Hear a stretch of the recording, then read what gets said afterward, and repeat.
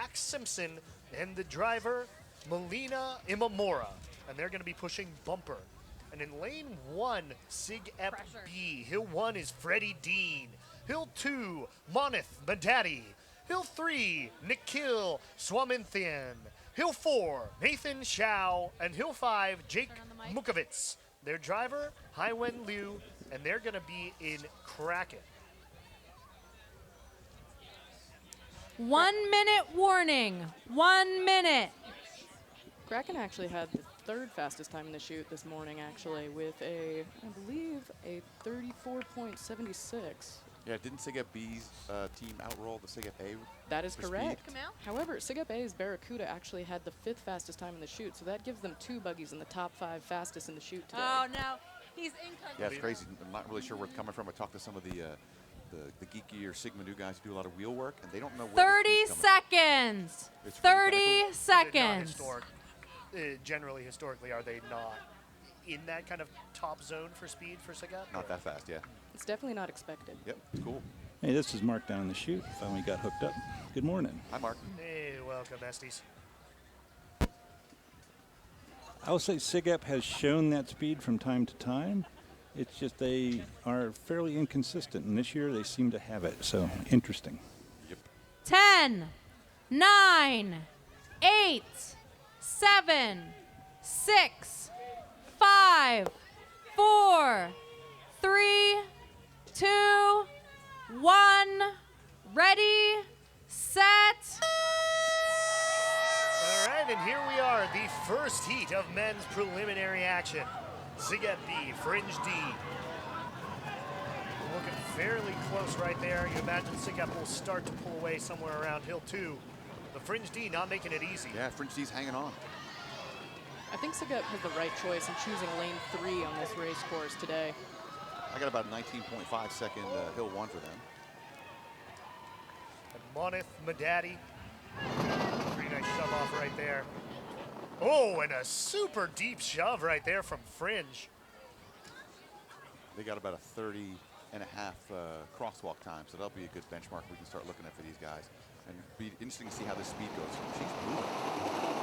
Yeah, Sigep, there wasn't a ton of separation coming in at the start of the free roll right there, but really starting to get some additional space now.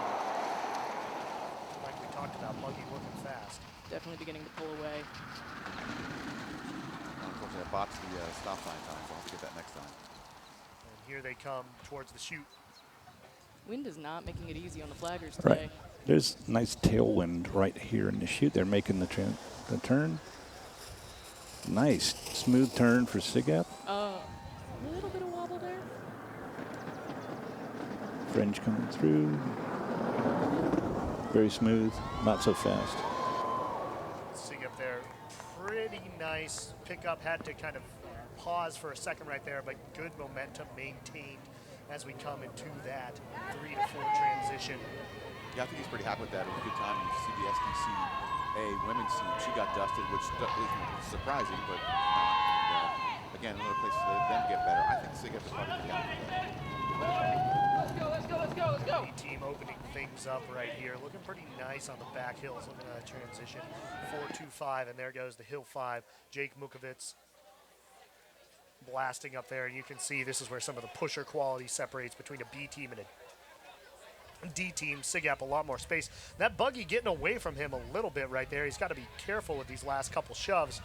Again, those of you just joining us need to have the hand on the push bar coming across the finish line, which Jake does right there. Coming through with a lot of speed though. Looking about a 2:19 right there for them. And Max Simpson here for Fringe D. Hand on the push bar. Around a 2:38 right there for him. And we'll get those official times as they come in. But nothing too crazy right there in that race. Anything really stick out to you? I think the thing that sticks out is it was really clean. They did a really nice job. All of the transitions were smooth.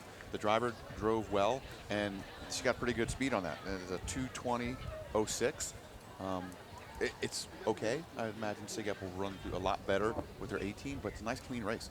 Smooth way always to begin a men's heat. So if you're just joining us from the West Coast, what they're doing right now is performing a drop test, especially if you're new. Hello, and shout out to all the parents who might be watching over the live stream. So the drop test is to test the brakes of the buggy. If the buggy cannot stop by a certain line on the course or on the sidewalk, it is automatically disqualified. You can have the best time on the course, but if your buggy does not meet the safety requirements in the drop test and later on with a safety check, unfortunately that can disqualify you. And we're looking right there, and we'll see, does it stop? SIGEP does historically sometimes have trouble with their drop tests. And did that fail? It looks like a failure. Yeah, you can see the looks of dismay. 5-minute warning. Some of 5 SIGEP members' minutes. faces right there. Nobody likes failing a drop test. And that's, so important because it essentially makes sure that the brakes are functional. Because as you mentioned, right, you could have the fastest time, but that could be because you have no braking mechanism, whatever. But that's not a good practice. That's not safe buggy. And, That's a heartbreaker, that's too. rough for SIGEP. I mean, we're looking to try to get to day 2. It looks like the weather's going to be fine for a day 2. Should be okay. So these teams want to make it to day 2, and SIGEP B. I'm sure we're looking to get a B team into the second day, and you fail drops and you don't make it. Fringe looking to be using a crop top as their stop flag for their drops. I think Estes is going to wear that later in the shoot. Love Get to the see camera that. on that. Hopefully, I don't know if we have a camera down there. It's maybe an okay thing. At least an Estes facing camera. And that looks like a pass by Bumper on Fringe D. Anything stick out to you there, Mark, in terms of that opening race right there? What? Just looking at it, they didn't quite have the speed I would have expected out of SIGEP, given how fast their women's teams were rolling. It was a reasonably fast roll time, but it was on par with their women's roll. And usually a dude will give a little bit more initial velocity up at the top off 2. The rest of the thing looked very smooth. It's just sad that they failed drop tests, which, part of that is they haven't had a lot of practice this year. And practice isn't just driving, it's being a mechanic. And you hate to see that happen. Yeah, it looks like their speed trap speed was about 35.7 miles an hour for them. So that's, compared to their women's team, only about 1 mile an hour faster right there. So really pretty comparable times right there. Yeah. From them. So, especially with that drop test, not necessarily the way you want to start things off for SIGEP B. It seems like the wind's kicking up, too. And I don't know if it's a factor. It can be. They make these aerodynamics so they can go pretty fast. If they're hitting about 35 to 40 miles an hour, it should be okay. But still, the 10-mile-an-hour headwind could slow you down. I don't know if that's an impact. It looked like she was going at a pretty good clip. But, there's a lot of things that could happen through that race that could slow somebody down.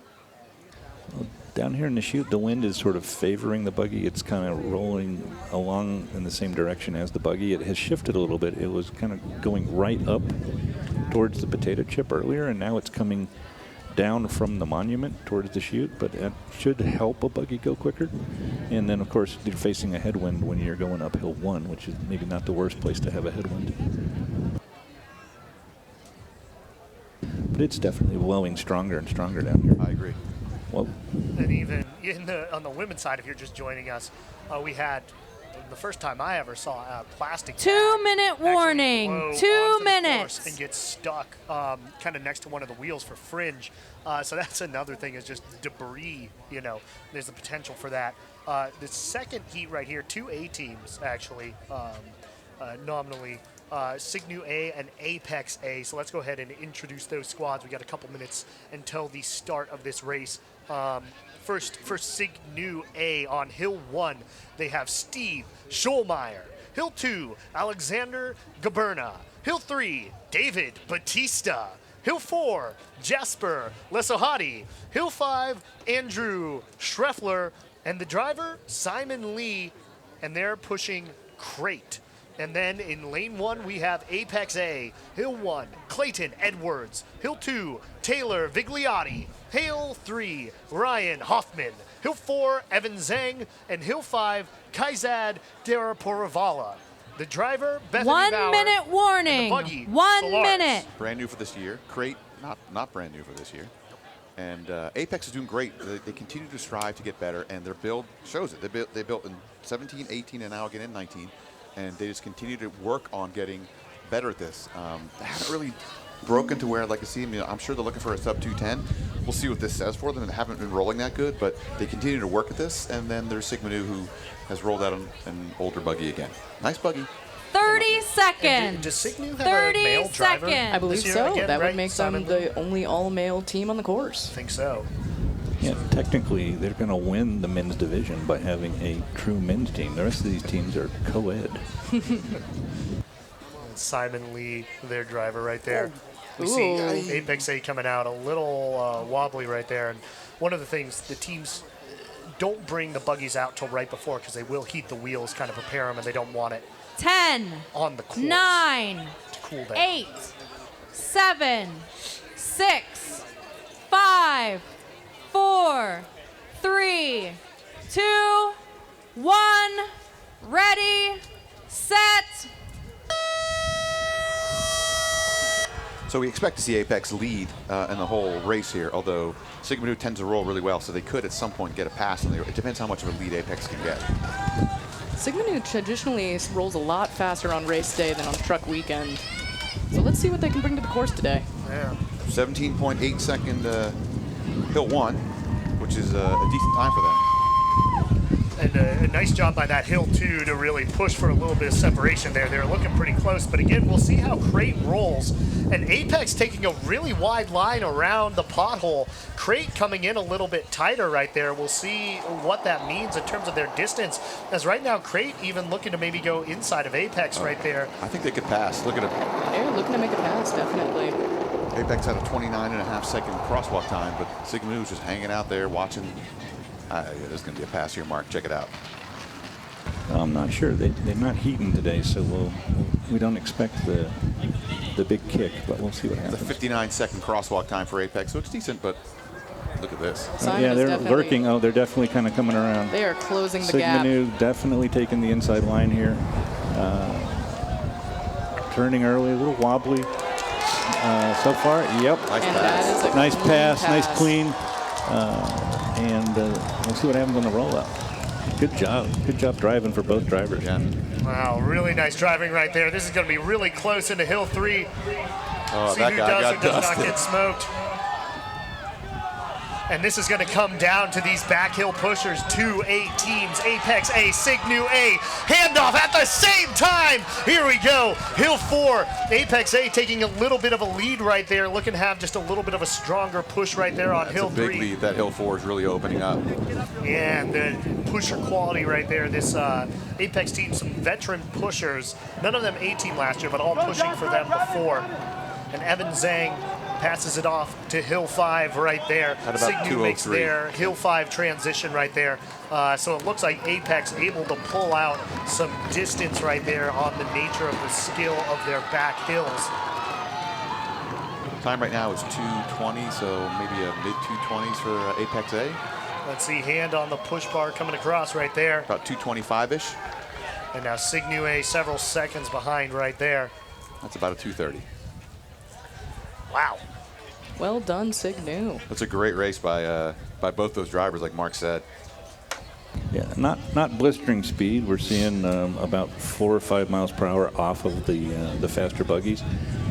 Sigma Nu's in a rebuilding year. They didn't make it last year, and this year they certainly made progress. They qualified before truck weekend, which is a step forward. And I think they're taking it slow and steady. So, they didn't put monster wheels on. They didn't heat. And I think they were very happy to get around the course. And that's about the time they were targeting. So, Yeah, they're replaying that right there. And the thing that you have to understand is the Apex driver, as you're watching it here, can't see that Sigma Nu buggy until maybe about there. So she's thinking she's in the lead, and all of a sudden this big black buggy shows up in front. And she did a great job of keeping that turn, the most critical part of the race, and not freaking out, not panicking, and making that turn nice and smooth. Now, would they be able to apply for a re-roll? I was wondering that because they are both that close and with that type of a heat selection to put them neck and neck like that. They can ask, according to my friend Mark Estes, if you think there's a safety problem, you should stop. And if you think it's safety and you stop, you're most likely going to get granted a reroll. Tapping the brakes because of racing should not be a reason to get a reroll, but they've granted it in the past. Yeah, the reroll policy rarely matches the actual rules. The rules are pretty strict. You stop to avoid an accident, you get a reroll. There's very few 5-minute other warning. 5 minutes. I guess, yeah, if we're going to roll it now. Unless, should we do it before Fringe? Should we do it before Fringe? It should be Fringe, right? That's 2 weeks. It's Spirit B. It's not. It's Spirit and SDC, so I would wait.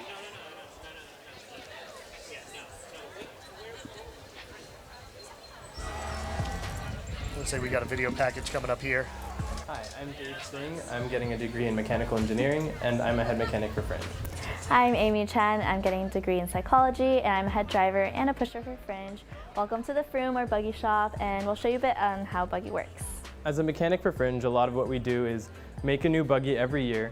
We make them out of carbon fiber, and we make sure that our driver for this specific buggy is fitted, so her dimensions are perfect to this buggy. And on the other side, we attend to our old buggies. We make sure everything on the inside is working correctly. We make sure all our wheels are assembled and spinning right, and we make sure all our brakes are working so our drivers are always safe. So as a pusher, there are a lot of things you have to keep in mind. One of them being not going too far in front of the buggy and not having the buggy run away from you. So making sure that you're in pace with the buggy when it's going through the course. And as a driver, there's a lot of other things you have to keep in mind, such as steering during the free roll, making sure you don't crash, making that turn. This is Tisha. She's a driver and a mechanic for Fringe. She's going to help us load in Amy. So first she's going to get a rear clip. So we have 3 points of safety for our drivers, so they're completely secure when they're in the buggy.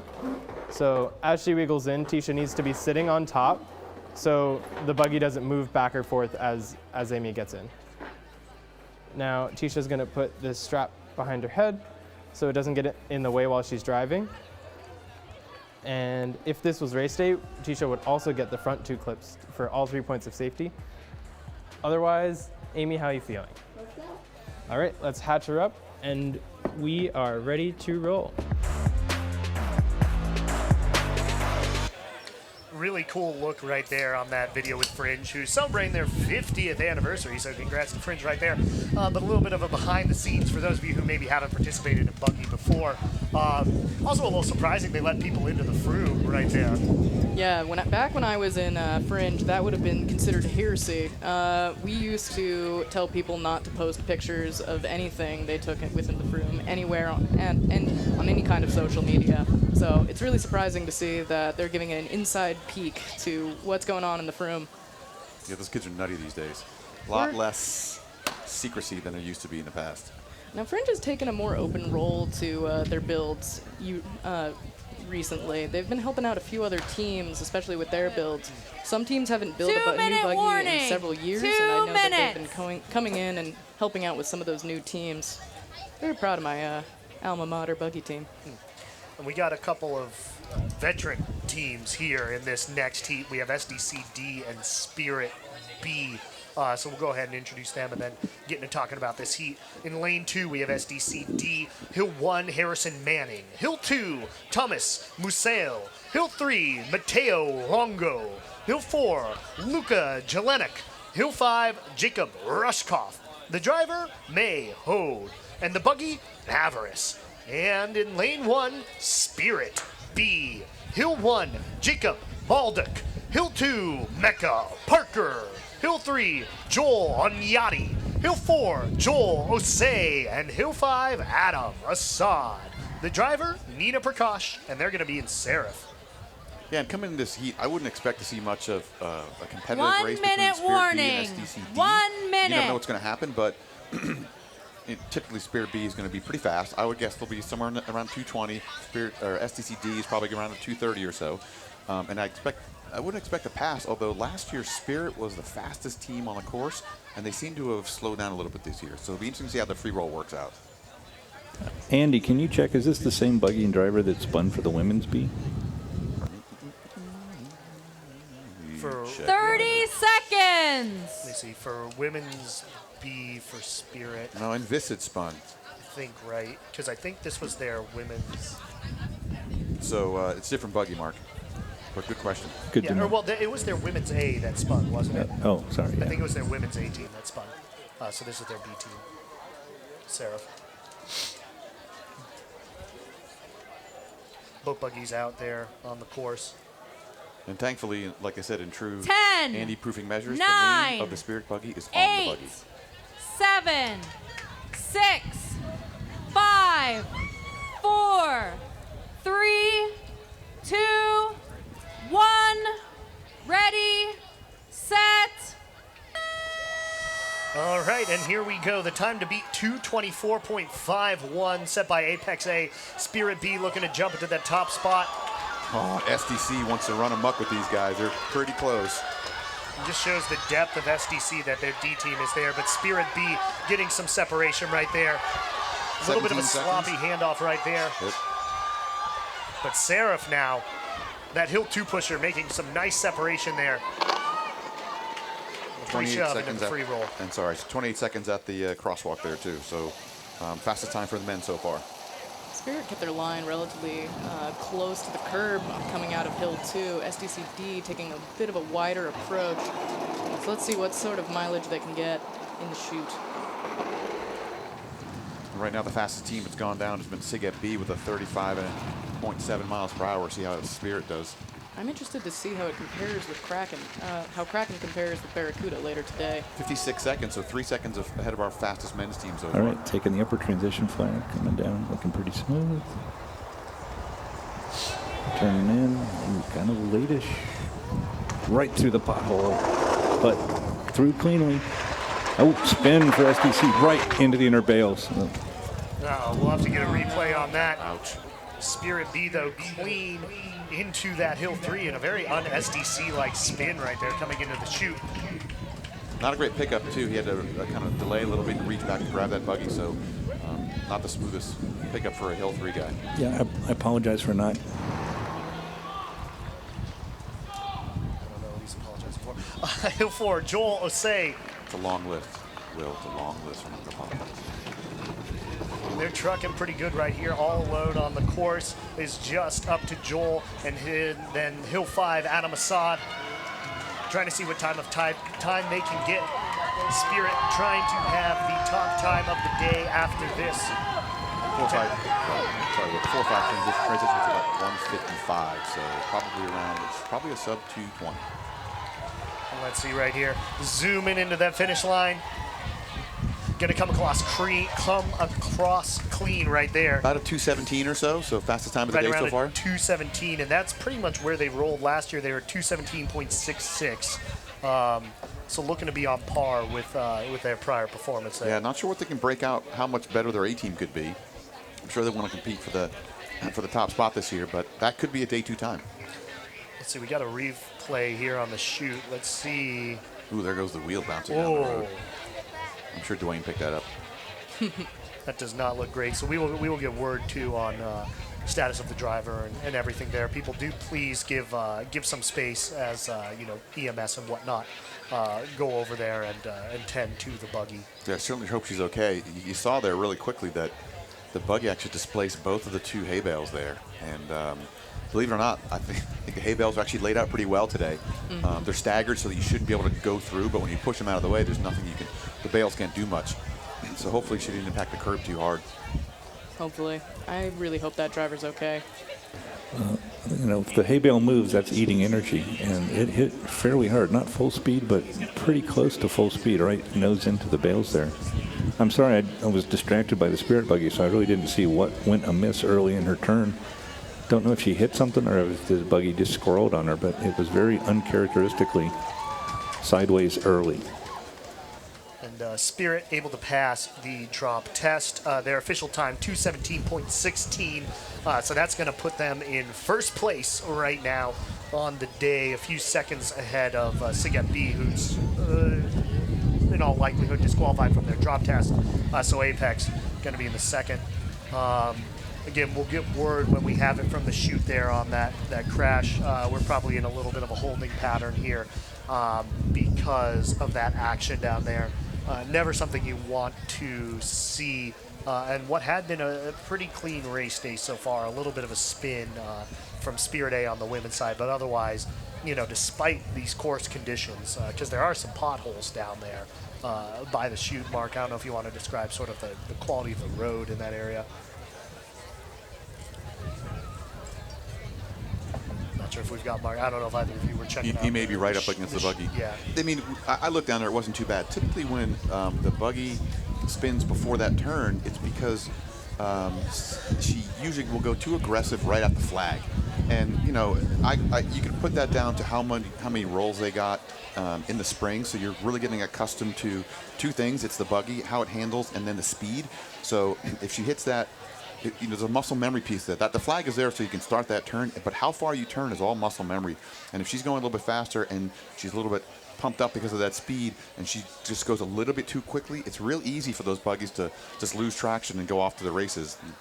Absolutely. And like people are that's what going happened. much faster on race day than they are even on truck weekend, because the pressure of race day really drives those pushers to be the best that they absolutely can be. Wheels are treated at to their peak, and everything's on the line, and so that pressure can sometimes get to the teams, and so anything could have happened from a matter of variables. Yeah, I've probably fathered more spinouts in the chute than anybody, and that looked like it might actually be some mechanical issue. More than once I had a buggy grab a wheel early, and if your front wheel stops, you're not going to make it through the chute, and that looked, for lack of any other evidence, it looked like something more akin to that than an actual driving issue or pothole issue. Okay.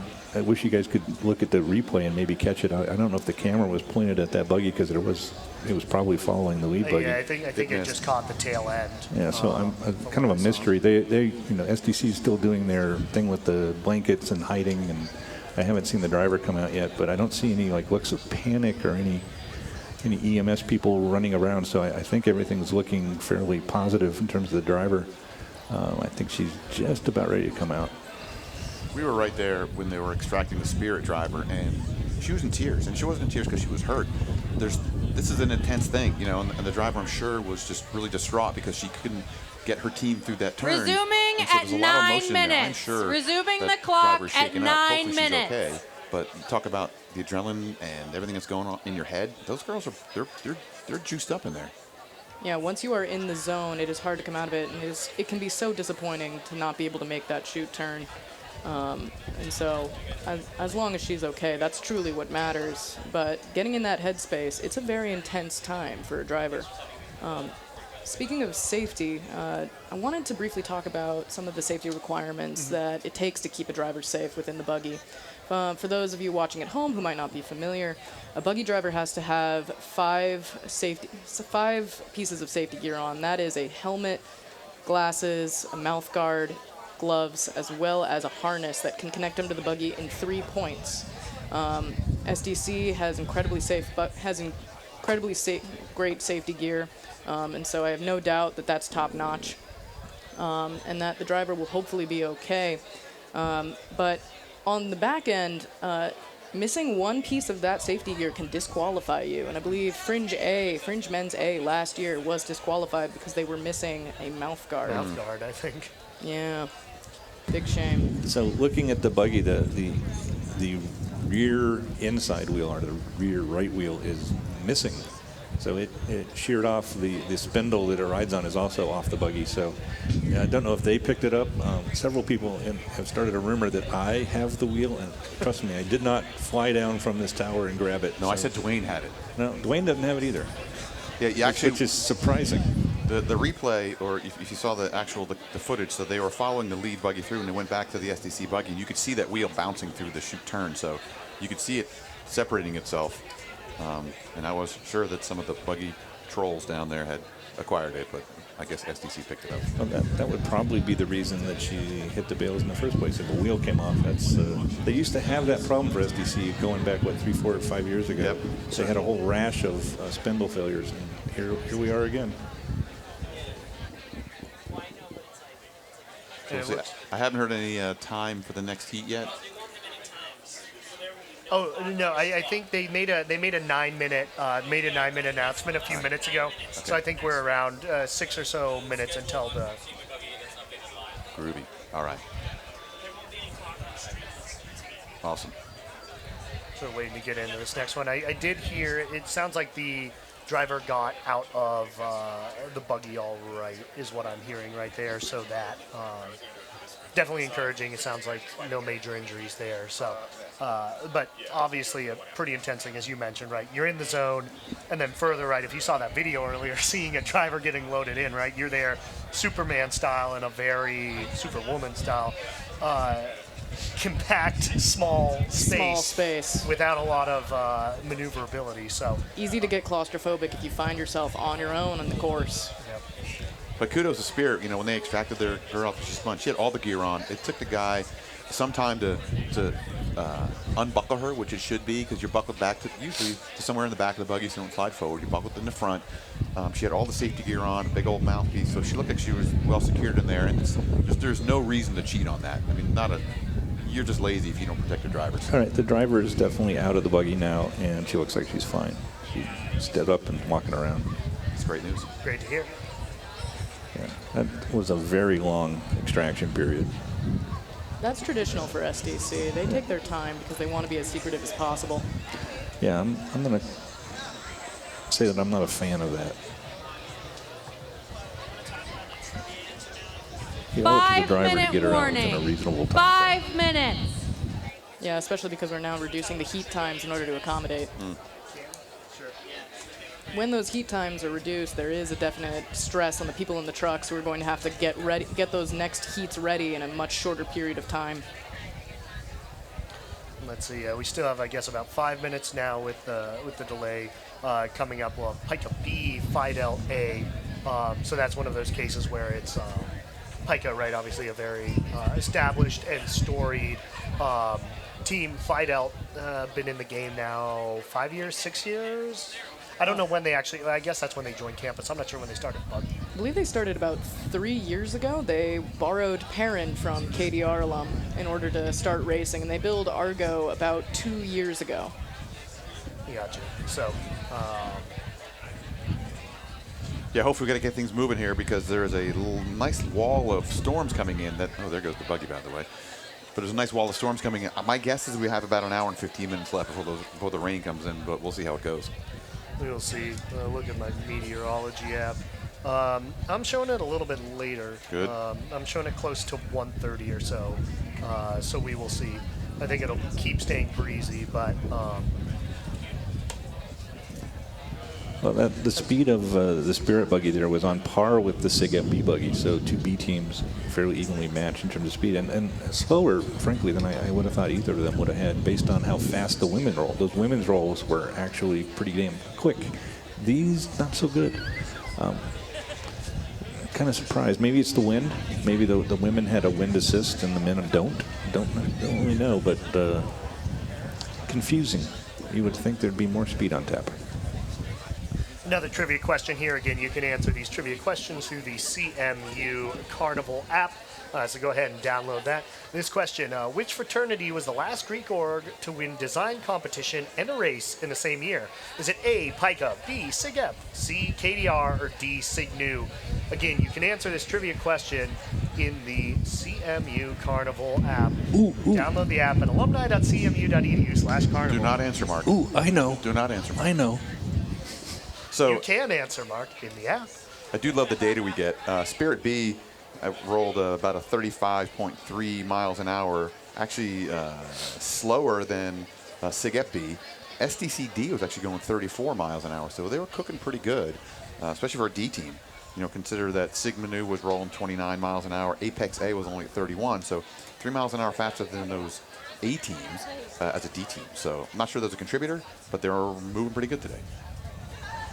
If you ever wonder if there's life after Buggy, there is. There's a ton of gravity racing out in the world. 2 minutes. Shout out to 2 the Facebook minutes. group Gravity Racing. If you think, hey, I have Buggy fever and I'm an alumni, maybe there's something in it for you. There you go. All right, a couple teams on the course here. Fidel Day, as we were mentioning, right? One of the younger teams, Argo, one of their new builds. not this year, but newer buggy. Let's go ahead and introduce the roster. First on Hill 1, we have Austin Hugh. Hill 2, Mikey Fernandez. Hill 3, Douglas Kyan. Hill 4, Eric Hong. And Hill 5, Ethan Wang. The driver, Adeline Shin, and the buggy is Argo. And in lane 1, we have Pika B. Hill 1 is Jimmy Perea. Hill 2, Ryan Janzik. Hill 3, Rory Kinsella. Hill 4, Chandler Stacy. And Hill 5, John Chacho. The driver is Taylor Davis. Fidel's already at the start line. We'll 1 see. minute warning. There's 1 to go. We'll see minute. if Pika shows up. So one more note on that crash there. She managed to hit the spot where there's a cutout in the curb for the handicap ramp. So she was super fortunate. She didn't actually contact the curb there, which is very unforgiving. Tremendous. So awesome. The buggy gods were on our side. Looks like both buggies near the course. Less than 1 minute here till the start of this race. 30 seconds. By the looks of it, it doesn't seem as though Fidelt is treating their wheels at all. Or at least not with temperature.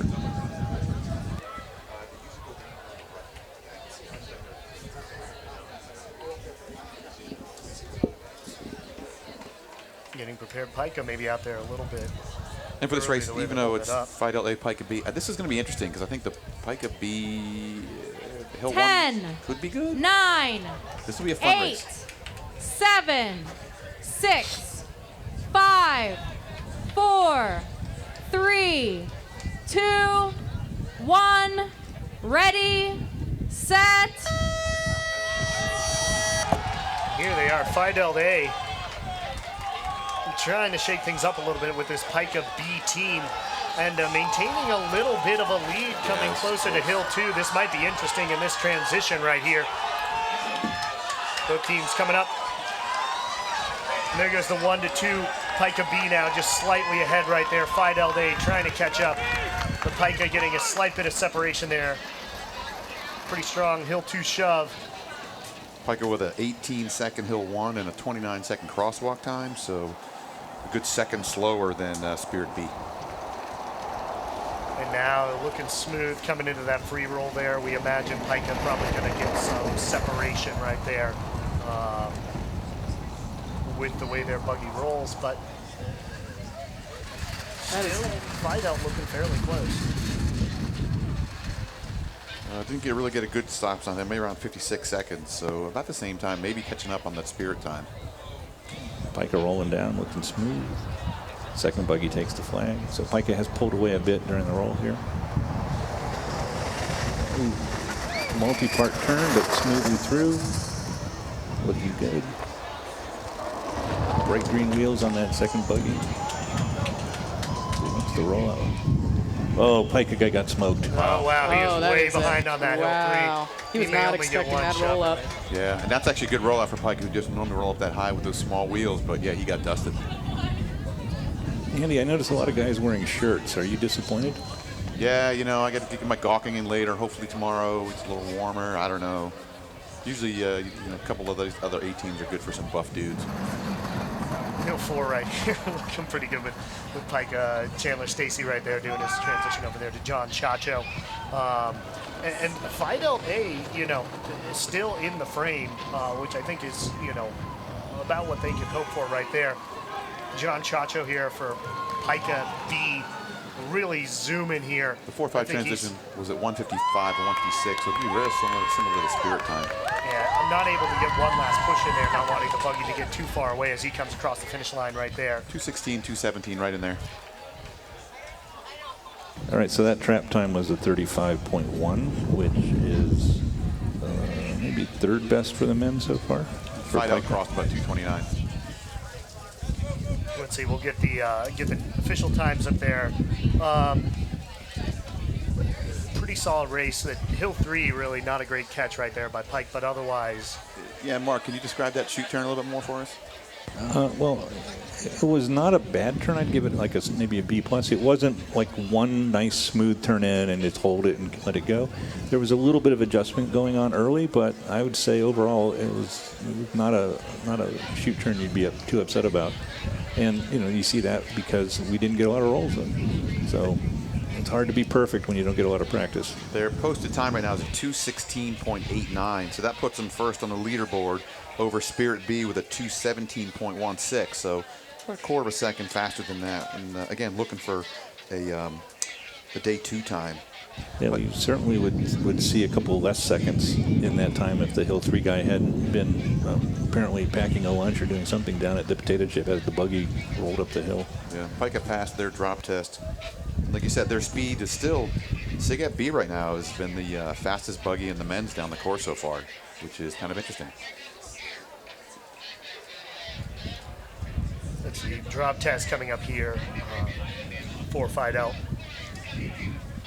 Yeah, so that Pika B time speed trap was just a hair under where Spirit B was. So right.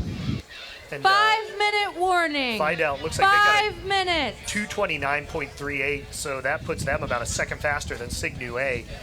So nice for them to see, competing with another Greek or who's not necessarily on the top end, but posting a better time than them there. Yeah, it's funny. We were talking about that CIA buggy that has those big old 10-inch neon green wheels, and that buggy's rolling really fast. One of the problems with wheels that big is they take a little bit longer to get up to speed. So you look at that Pika time, their speeds have been pretty good, but with the small wheels, they won't always get the high speed that you see other teams get because that rolling moment with that wheel isn't always there. So it'll be interesting to see how those other buggies do with the larger wheels compared to some of these groups with the smaller wheels. STC's been really good with about a 6-inch wheel to get pretty good speeds and very consistent with the 2, but you'll see a lot more variation like a CIA buggy that has different size of wheels at that speed time. The thing to look at is the overall free roll time, and if it's actually going to be, if it's too slow on the beginning, then their overall free roll time will just be slow in general, even if you have a higher top speed. So there's a lot of pieces that come to play. So, Andy, I suspect Pika B could pick up probably 4 seconds tomorrow if they have a better Hill 3. And the driver actually took the turn out by the driveway really wide. Probably cost, I'd say, about a second there. So you left some money on the table, so to speak. Hopefully there's a day 2, and hopefully they make it. And that'll be a great way for them to recover from that. Wow, the wind really picking up here. If you can't hear it through our mics, I mean, you can. I know I can hear it through our mics. We actually have a guest commentator in the shoot for this role. One of the items auctioned for the Buggy Alumni Association auction, the finals of the lead truck auction going down tonight. But we have our guest commentator, Adam McHugh, joining us here in the booth, stepping in. How's it going, Adam? Hi, it's great. It's a pleasure to be here. I thought that this would be a good heat, Apex and Fringe, as I can claim a loose affiliation with both teams. It seemed like a good opportunity. I'm excited to be here. Very good. Well, thank you for joining us. What have you thought about race day so far today? It's been great. I mean, it's been really eventful. Sometimes I've been very disappointed with. Sometimes I've been very pleased with. I think we have the best to come. Fringe B is a perennial contender. Very good. They'll be coming up here against Apex C. Nice just seeing that Apex C is, a team out here rolling and some of the depth that they do have. Them building every year gives them a depth of hardware. I mean, they have a much deeper bench than they previously did, and all of them are pretty good buggies. It's going to be exciting to see what kind of times they're turning in. Yeah, their trap times from Truck Weekend were almost identical across 3 buggies. They were all within like half a mile an hour of each other, which was not the case with any other org. Everybody else had a fast one and a medium one and a slow one. Yeah. They actually had 3 that were pretty much all together in terms of pace. So yeah. Hello, my lumberjack friend. Hi, Bordick. It's been a dream of mine to be up here with you too. Oh. Making dreams happen. You can make your dreams happen too if you check out the Buggy Alumni Association auction. I dream about being with Will all the time. You might be the only one. Is Will wearing pants this year? He is, but he's got no hair on the top of his head, if you haven't noticed. That's right. It was time to go with the chrome dome. He's a bald Amish man. Had to do it. Bald Amish. Sure. All right, looking at that leaderboard there again, Pika B in first place, Spirit B just behind them, Siget B, who likely is going to be disqualified, and Bordick, we got some people. Is this the Shats? Frat. 1 minute. Whoa, that is 1 sweet. minute. It is. All right, so let's go ahead and introduce these teams. Apex C, also known as the Shats Frat, I am led to believe. Big fans of Shats Dining Hall. On Hill 1 is Emmanuel Eppinger. Hill 2, Jeremy Tanucci. Hill 3, Jack Hoagland. Hill 4, Doug Johnson. And Hill 5, James Kirkby. This is not and in right. Lane 1, Fringe B. Hill 1, David Cohen. Hill 2, Dave Singh. 30 Hill 3, seconds. Harper Weigel. 30 Hill 4, seconds. Adrian Kager. And Hill 5, Taj Spigner. Their driver, Sarah Connor. And they are pushing Blind Faith. Apex, the driver is Joanne Sai. And they're in Azula. Sadakana. I'll be back. This is, I think this is the All Speedo team in honor of McHugh, who I think personally requested it. I did. It was really nice of them to accommodate me immediately beforehand. I do think they all shaved their legs. 10, 9, So Andy, you're 8, No, this is, awesome. these are 7, those guys I said I didn't want to comment 6, 5, 4, 3, That is magnificent. 2, 1. Ready, set. And if you do see, they also have Shats written across their chest. Here we are. The heat is underway. Fringe B looking to pull ahead of the Shats Frat Apex C. on. That's a strong Hill 1 right now. Some really great support there for Fringe, all chanting Dave Cohen's name. Handoff goes to Dave Singh. Pretty nice quick transition right there. Pulled away a bit from Apex C. And Dave Singh now into the free roll right there. Real nice shove right there by Fringe. Slightly disappointing time. They had a 19-second Hill 1 and about a 30-second crosswalk. We'll see if they can pick it up in the roll. Things looking clean right there in the free roll. You can see leaves dancing around right there. It has been a windy day. Some debris on the course. Nice and tight to that curve. Stop time of 56 seconds, looks like. It's pretty strong B team stop time. All right, Finn's taking the upper transition flag. Still can't see. There's the second button. So pretty distant. Fringe. Going, not turning, braking. Right between the barriers, going across the bridge, like they're going to pit. Something going on funky there. Second buggy through the chute, hit the, there's a grate there right by the apex of the turn, hit it, but made it through. Rolling out towards hill 3. That's really unfortunate. Either she couldn't see. My guess is there's a steering failure in there. Yeah, she didn't hit anything. She just went straight and had the brakes on and slowed down and made it about, I'm going to say 20 yards down into the bridge and came to a stop. So That's disappointing. A little bit of a sloppy pickup there on hill 3, wobbling, but he's able to get out of there. Doug Johnson. I think Doug had a wedgie. It is surprising because he seems unencumbered. I don't think this improves watching these men run. I don't think it's a look that makes them look more graceful. It's the opposite of the CIA suit uniform that you see every so often.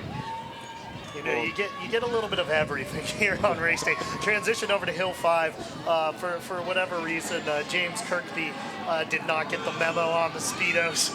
I believe he did. But he did get the memo on the speed. He's looking pretty nice on the Hill 5. Moving pretty good right there. Going to see what time they're able to get. This again, Apex C. 240. Look at about a 2:38 right there. So pretty solid time for a C team. And it looks like I'm getting a note. It says the Fringe driver saw a stop flag, apparently, somehow, somewhere, some way. interesting. I wasn't paying attention. It's the little things sometimes, and in this case, there was a perfect gap between the anti-traffic barricade that she managed to thread right through as she was trying to stop. Yeah. So Yeah, and we had a SDC buggy miss hitting any curb Well, what because flag of is that? the cutout. Is that their stop flag, the X flag, or no? That's their regular flag. Is it a stop flag? It is. It is because it had the X. I think is the. intel I'm getting. There so. have been buggies that have gone down there before. I have seen footage of a buggy that went under the barricade, which doesn't go well because then it hits the push bar. So I was kind of waiting for that. I'm glad that the buggy was unencumbered. But if there was a stop flag, I'm not sure her brakes were as tight as they should have been. Yeah. Have you seen that on race day ever? That's the first time I've ever seen that on race day. Not a race. I've seen it on rolls, yeah. Yeah.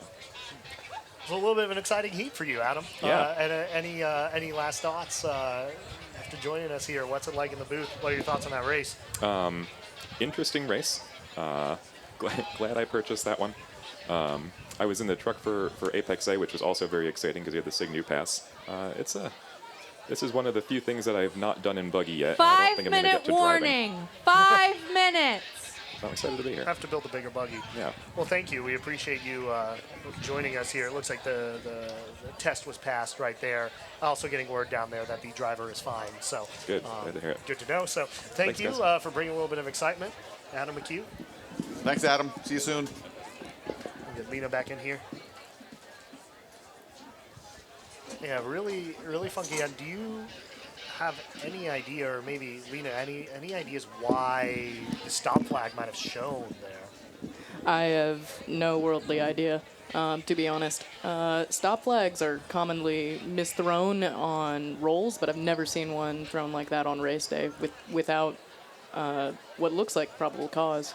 It could just be a flagger error, but that is rare to happen on race day. You want your most experienced flaggers out on the course, and so that is a shame to see, definitely. That one of my first jobs ever was flagging.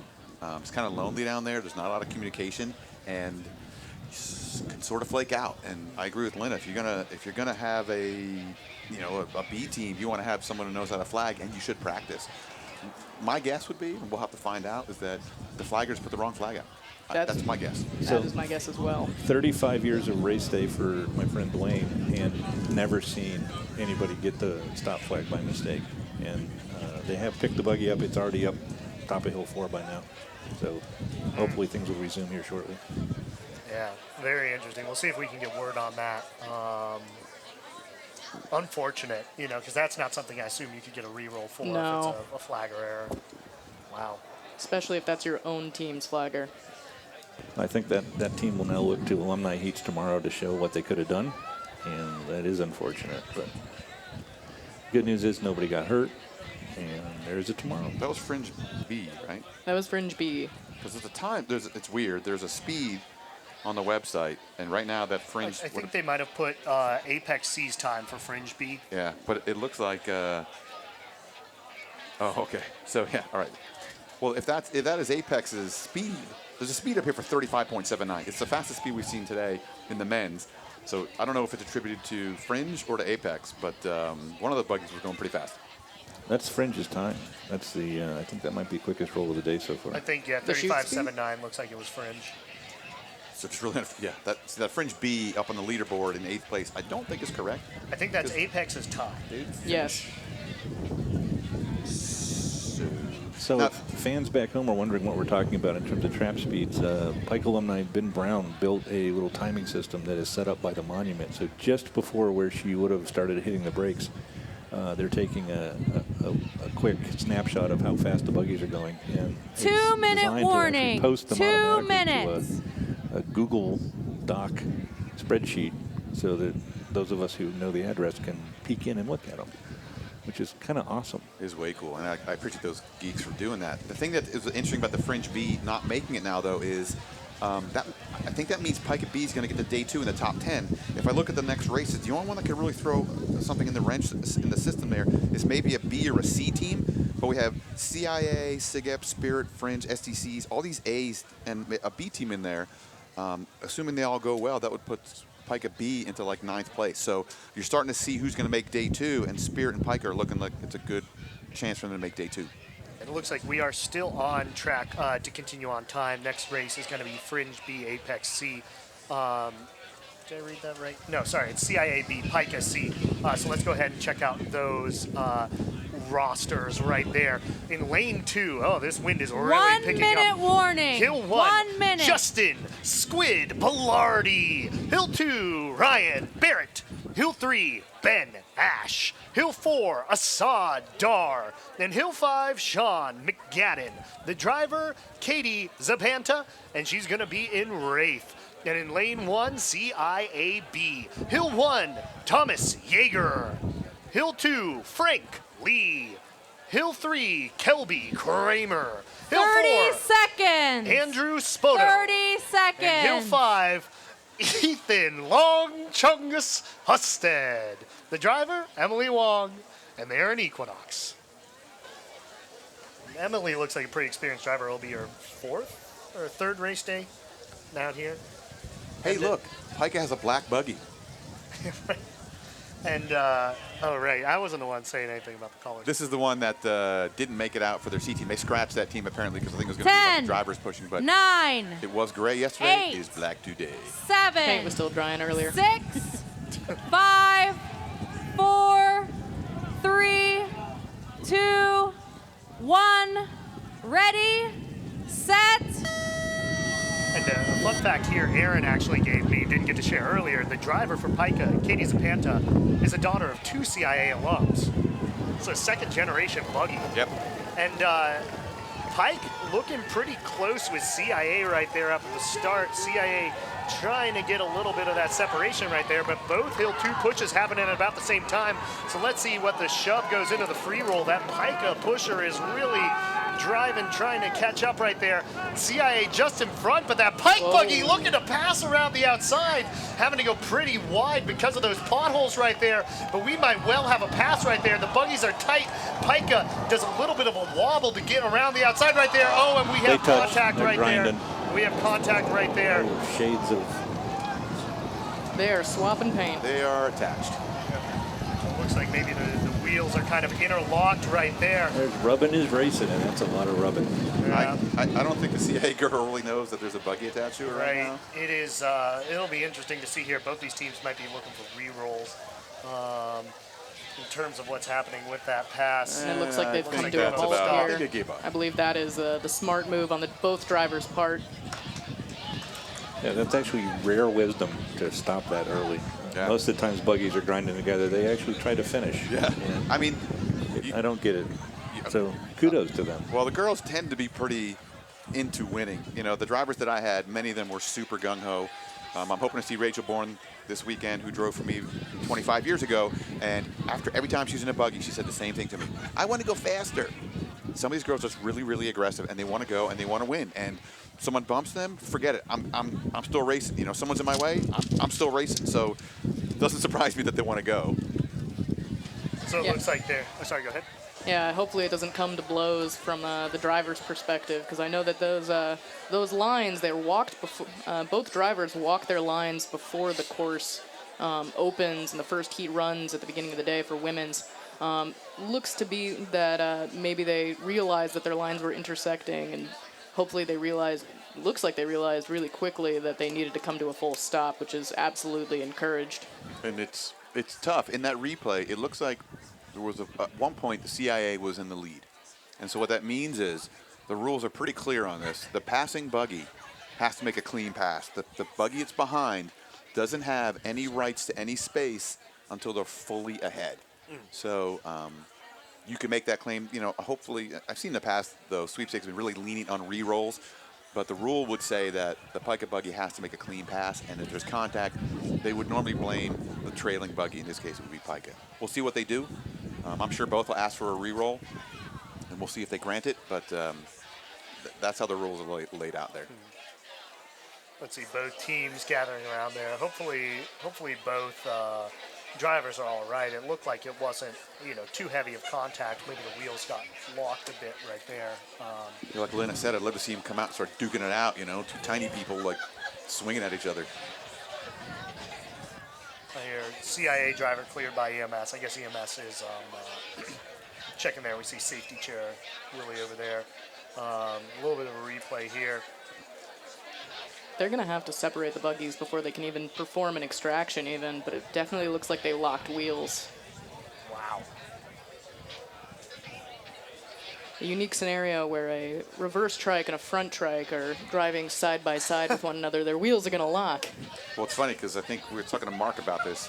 I believe Sigma Nu and Spirit used to like to bump, but Sigma Nu with all enclosed wheels would just kind of be like a bumper car out there. Yeah, traditionally the bumper car on the course has been Boson from Fringe. 5-minute warning. 5 It minutes. looks like we're not taking any delays. 5 minutes still, which is good. The pending storm. Again, this is qualifying, so tomorrow are the finals, but you want to get all the races in. Otherwise, you get some really funky scenarios if half are run and half aren't run and la-da-da-da-da. But it looks like both drivers are safe, both buggies getting extracted. So a couple kooky races in a row now after what had been a pretty clean morning It has so been far. kooky, and it's funny, yeah, like the driving straight and not turning at the chute, a spin and a wreck here and there. The rule for the races is if you don't get a full set of preliminaries in, meaning if the 13th heat gets rained out, all the men's heats are erased, and they start from scratch tomorrow. But since the women's are completed, the top, I think it's top 10 now, right? The top 10 women's teams will roll tomorrow based upon what happened today. But like I said, if the men's don't complete all these races, tomorrow will be a one and done. That's it. Everything. So they'll split those. That's wild. By men's and women's. So women's will get a second day. The men's will have just one. They'll likely roll in the same order as today unless they determine something like this just wasn't safe. They might split those teams up or put them somewhere else. But you have to get a full day one in to have a day two that runs that way. If not, it's basically one and done.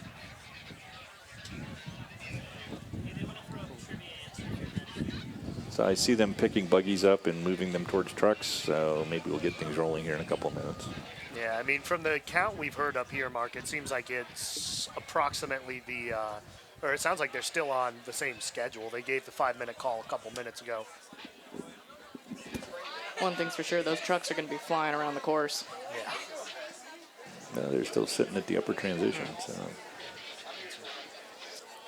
So if someone wants to bring me a donut from the alumni tent, I will say your name on live TV as a thank you. All right, we got the answer to our trivia question. Which fraternity was the last Greek org to win the design competition in a race in the same year? Mark Estes knew the answer because it was Signu. Signu won the design comp in men's races in 1982. Their buggy, ESP, you can ask Mark about that later, placed first in the design competition after taking second the previous 2 years, and the men's A team rolled a 2:10.79 with their buggy Lemur. Lost Bordick there for a moment. We're moving into some of the other races. We'll see. I don't see either of the leader follow trucks up here yet, but No, they're just going through the chute. Oh, great. And that'll be interesting questions on, the right move made by the Pika driver or not. What they may allow or disallow within that there, because it seemed like, there wasn't maybe quite enough to make that pass. You got to beg for the re-roll, though. I mean, I was 2-minute surprised warning. that 2 race was minutes. that close. It's a C team going up against a CIA B team, which I think we had high aspirations for. They've been rolling really well. CIA's been pretty fast. I think they have a good chance to win this year. So I think Pika kind of was playing upset there. Well, the precedent for years of having buggies rub together is that typically they both get re-rolls, even though it's kind of vague in the rules, perhaps not even encouraged in the rules. I think, if people put the work in all year, that I think the philosophy is, let the kids run. And I'm kind of a hammer on that, Mark. I'm very strict, rules-based person, but I agree with you. I think in general, it's best to let the kids race. And I've mentioned before, the more races, the better. So if you can keep rolling and keep people competing, I think it's better for everybody. And coming up next, we have SIGEP A, one of the teams that a lot of people have been pretty high on this year. The fourth place finish last year. So interesting 1 to see minute whether they warning. can or cannot 1 improve on that. minute. Going to go ahead and run through the rosters. They're going to be going up against SDCC in lane 2. On hill 1, they have William Foy. Hill 2, Alexander Noring. Hill 3, Alejandro Acosta. Hill 4, Eric Chang. And hill 5, George Zhu. The driver, Zofia Majewski, and they're in Vanity. And in lane 1, we have Sig Ep A. Hill 1, Phil Johnson. Hill 2, 30 Armand seconds. Hezerkani. 30 Hill 3, seconds. Carl Young. Hill 4, Morgan Stanley. And on Hill 5, Taylor Tabb. The driver, Sophie Halpern. And the buggy is Barracuda. Love that. If you need any financial advice, talk to that guy. And we already saw their B squad fail the drop test earlier here, and it was a little close on their women's A side, a little closer than you wanted to see. 10, So 9, definitely a story 8, for 7, thank you, 6, Thanks. SIGEP 5, team. That's a blue 4, buggy. Holy cow. 3, It's a vaporwave 2, buggy. 1, ready, set. And here we are, off. So thank you to the man who brought me a donut. SIGEP A looking to have a time close to 2:10. We'll see how they go there. This is a veteran push team that they have. Phil Johnson been there, Hill 1 for 2 years in a row now. Getting it off over to Armand Herzakani. It's a nice Hill 1, 17.7 seconds. That's real fast. Good Hill 2, push 2. And a 28-second crosswalk time. Now let me geek out about Sophie for a moment. So Sophie is driving Barracuda today for SIGEP A. She is not only their head driver, she is their chairwoman. Interesting find to have a chairwoman for the lead of a fraternity buggy team. Sophie gets better every year, and I'm just super proud of her on the course They're today. probably better off with that kind of leadership. Probably. See, they're approaching the stop sign. 55 seconds. That's, I think, one of the fastest times we've seen today. Yeah, they seem to be scooting pretty good here. Taking the top transition flag, and now second buggy at the top transition flag. Nice entry, very smooth. Oh yeah, it's a good roll. And then, big swerve for SDC, but they made it through cleanly. See what kind of rollout SIGEP has.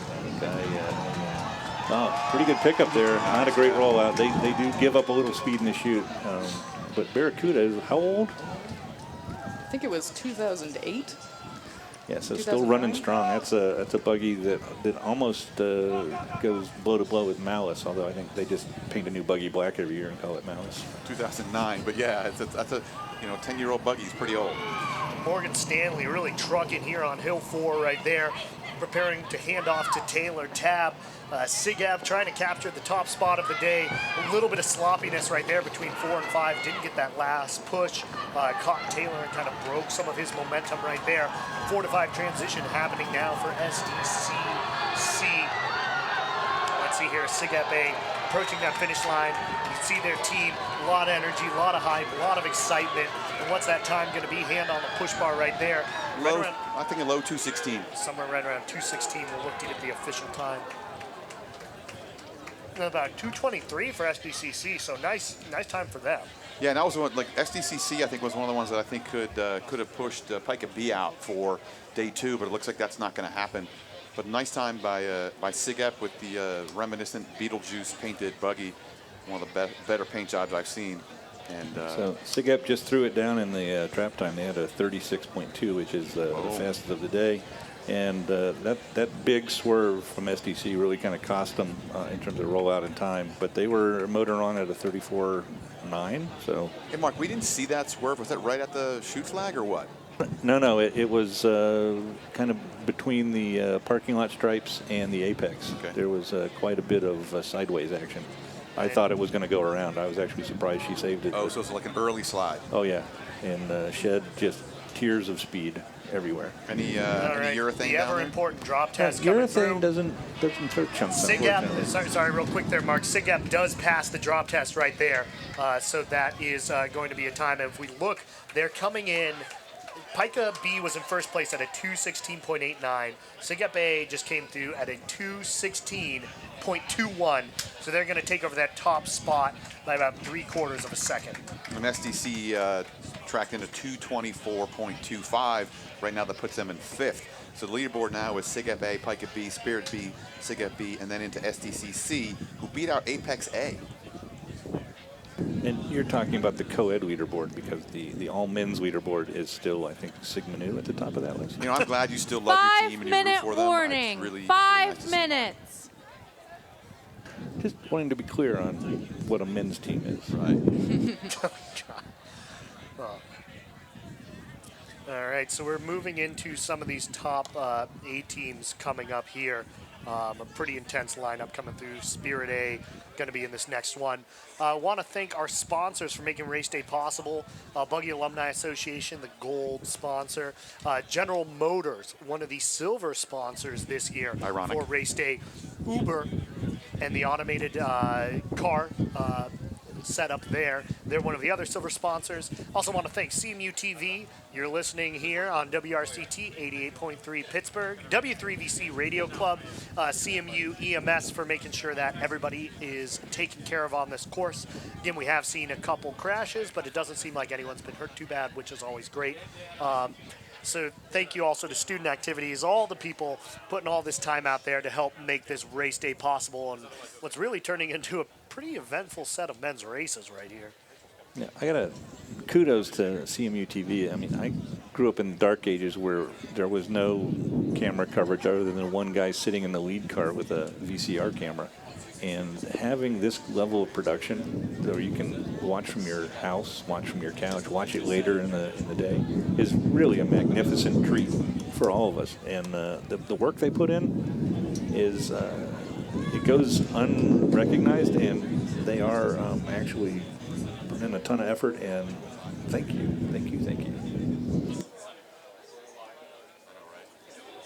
We'll be getting underway with this next heat shortly. Spirit A, CIA, C. And is CIA, which is the new one with the dropping push bar for CIA? Is that CIA D? Hang on. Hey, I do want to bring up something that's Spirit A. Their Hill 1 pusher, Ian Thomas, is a legacy. I believe Ian's parents are Carl and Beatrice Thomas, who I think B drove, right? Who did B drive for? Yeah, and Carl was an SDC. So they produced, two SDC people produced a Spirit pusher. I don't know if that's good or bad. I'm not sure what that says. Ultimate betrayal. Pretty awesome. I love Carl and B. Hope to see you guys later. And When we watching look some at that, little Ian. yeah, the Spirit A is a pretty veteran team. It looks like their back hills are all returning. Spirit obviously is, generally one of the top push teams out there. It'll be interesting to see, what happens with the Buggy, because I believe it was Envised on their women's A team that spun out. So I'm not sure if they're actually going to be rolling 2 minute that out warning. here or not. Two So if you spin and the minutes. buggy's in good shape, you can do a recape and recheck the systems, make sure all the safety systems are good, and make sure it works, and you can roll again. So they would have to work with the safety chair for sweepstakes, do a re-safety, maybe a recape, and they can get the roll again.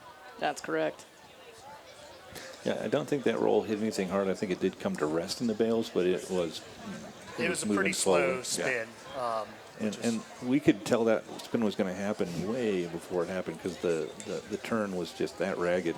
And when you're up by that plate that's in the road and you're aimed pretty much straight at the camera, that's a bad sign. And that's exactly what we saw. And, the Spirit buggies were designed for pneumatics, and I've mentioned before, now they're running the 6-inch urethanes. It just means they have to be really careful with their Turn on the turns. mic. They got to make a smooth turn. It can't be early because then, like Mark said, they'll be pointed more downhill instead of a nice arcing turn. So the buggies can make it through, but the girls got to be really careful. 1 minute. All right. 1 so minute. let's go ahead and introduce the teams. In lane 3, we're going to have Apex D. Hill 1 is Kevin Yuan. Hill 2, Antonio Ferreira. Hill 3, Vivan Ball. Hill 4, Andre Gutierrez. And Hill 5, Maxwell Johnson. In lane 2, CIAC. Hill 1, Rob Simpson. Hill 2, Bobby Chen. Hill 3, 30 Antioch seconds. Sanders. Hill 4, Dylan Tom.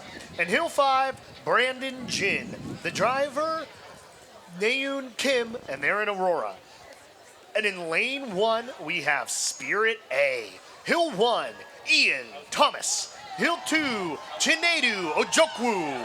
Hill 3, Carlos Tavares. Hill 4, Seth Henry.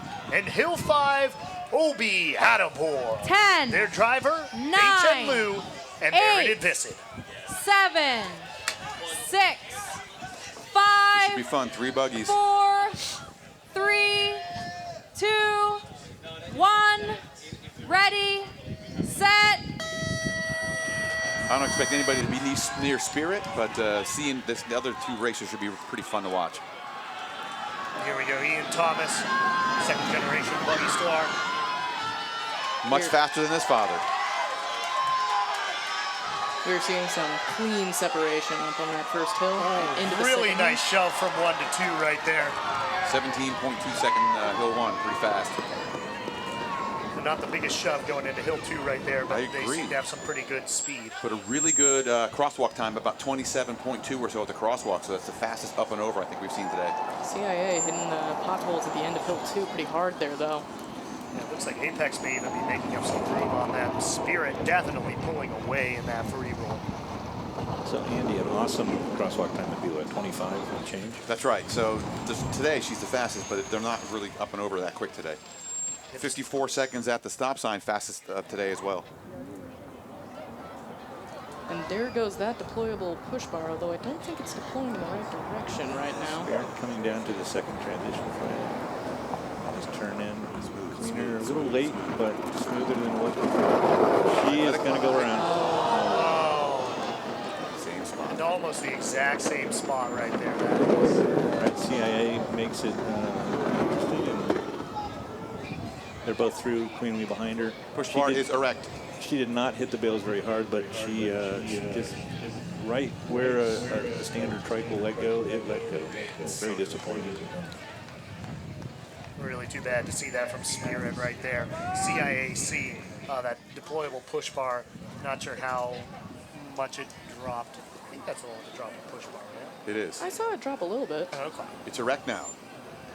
It is up there.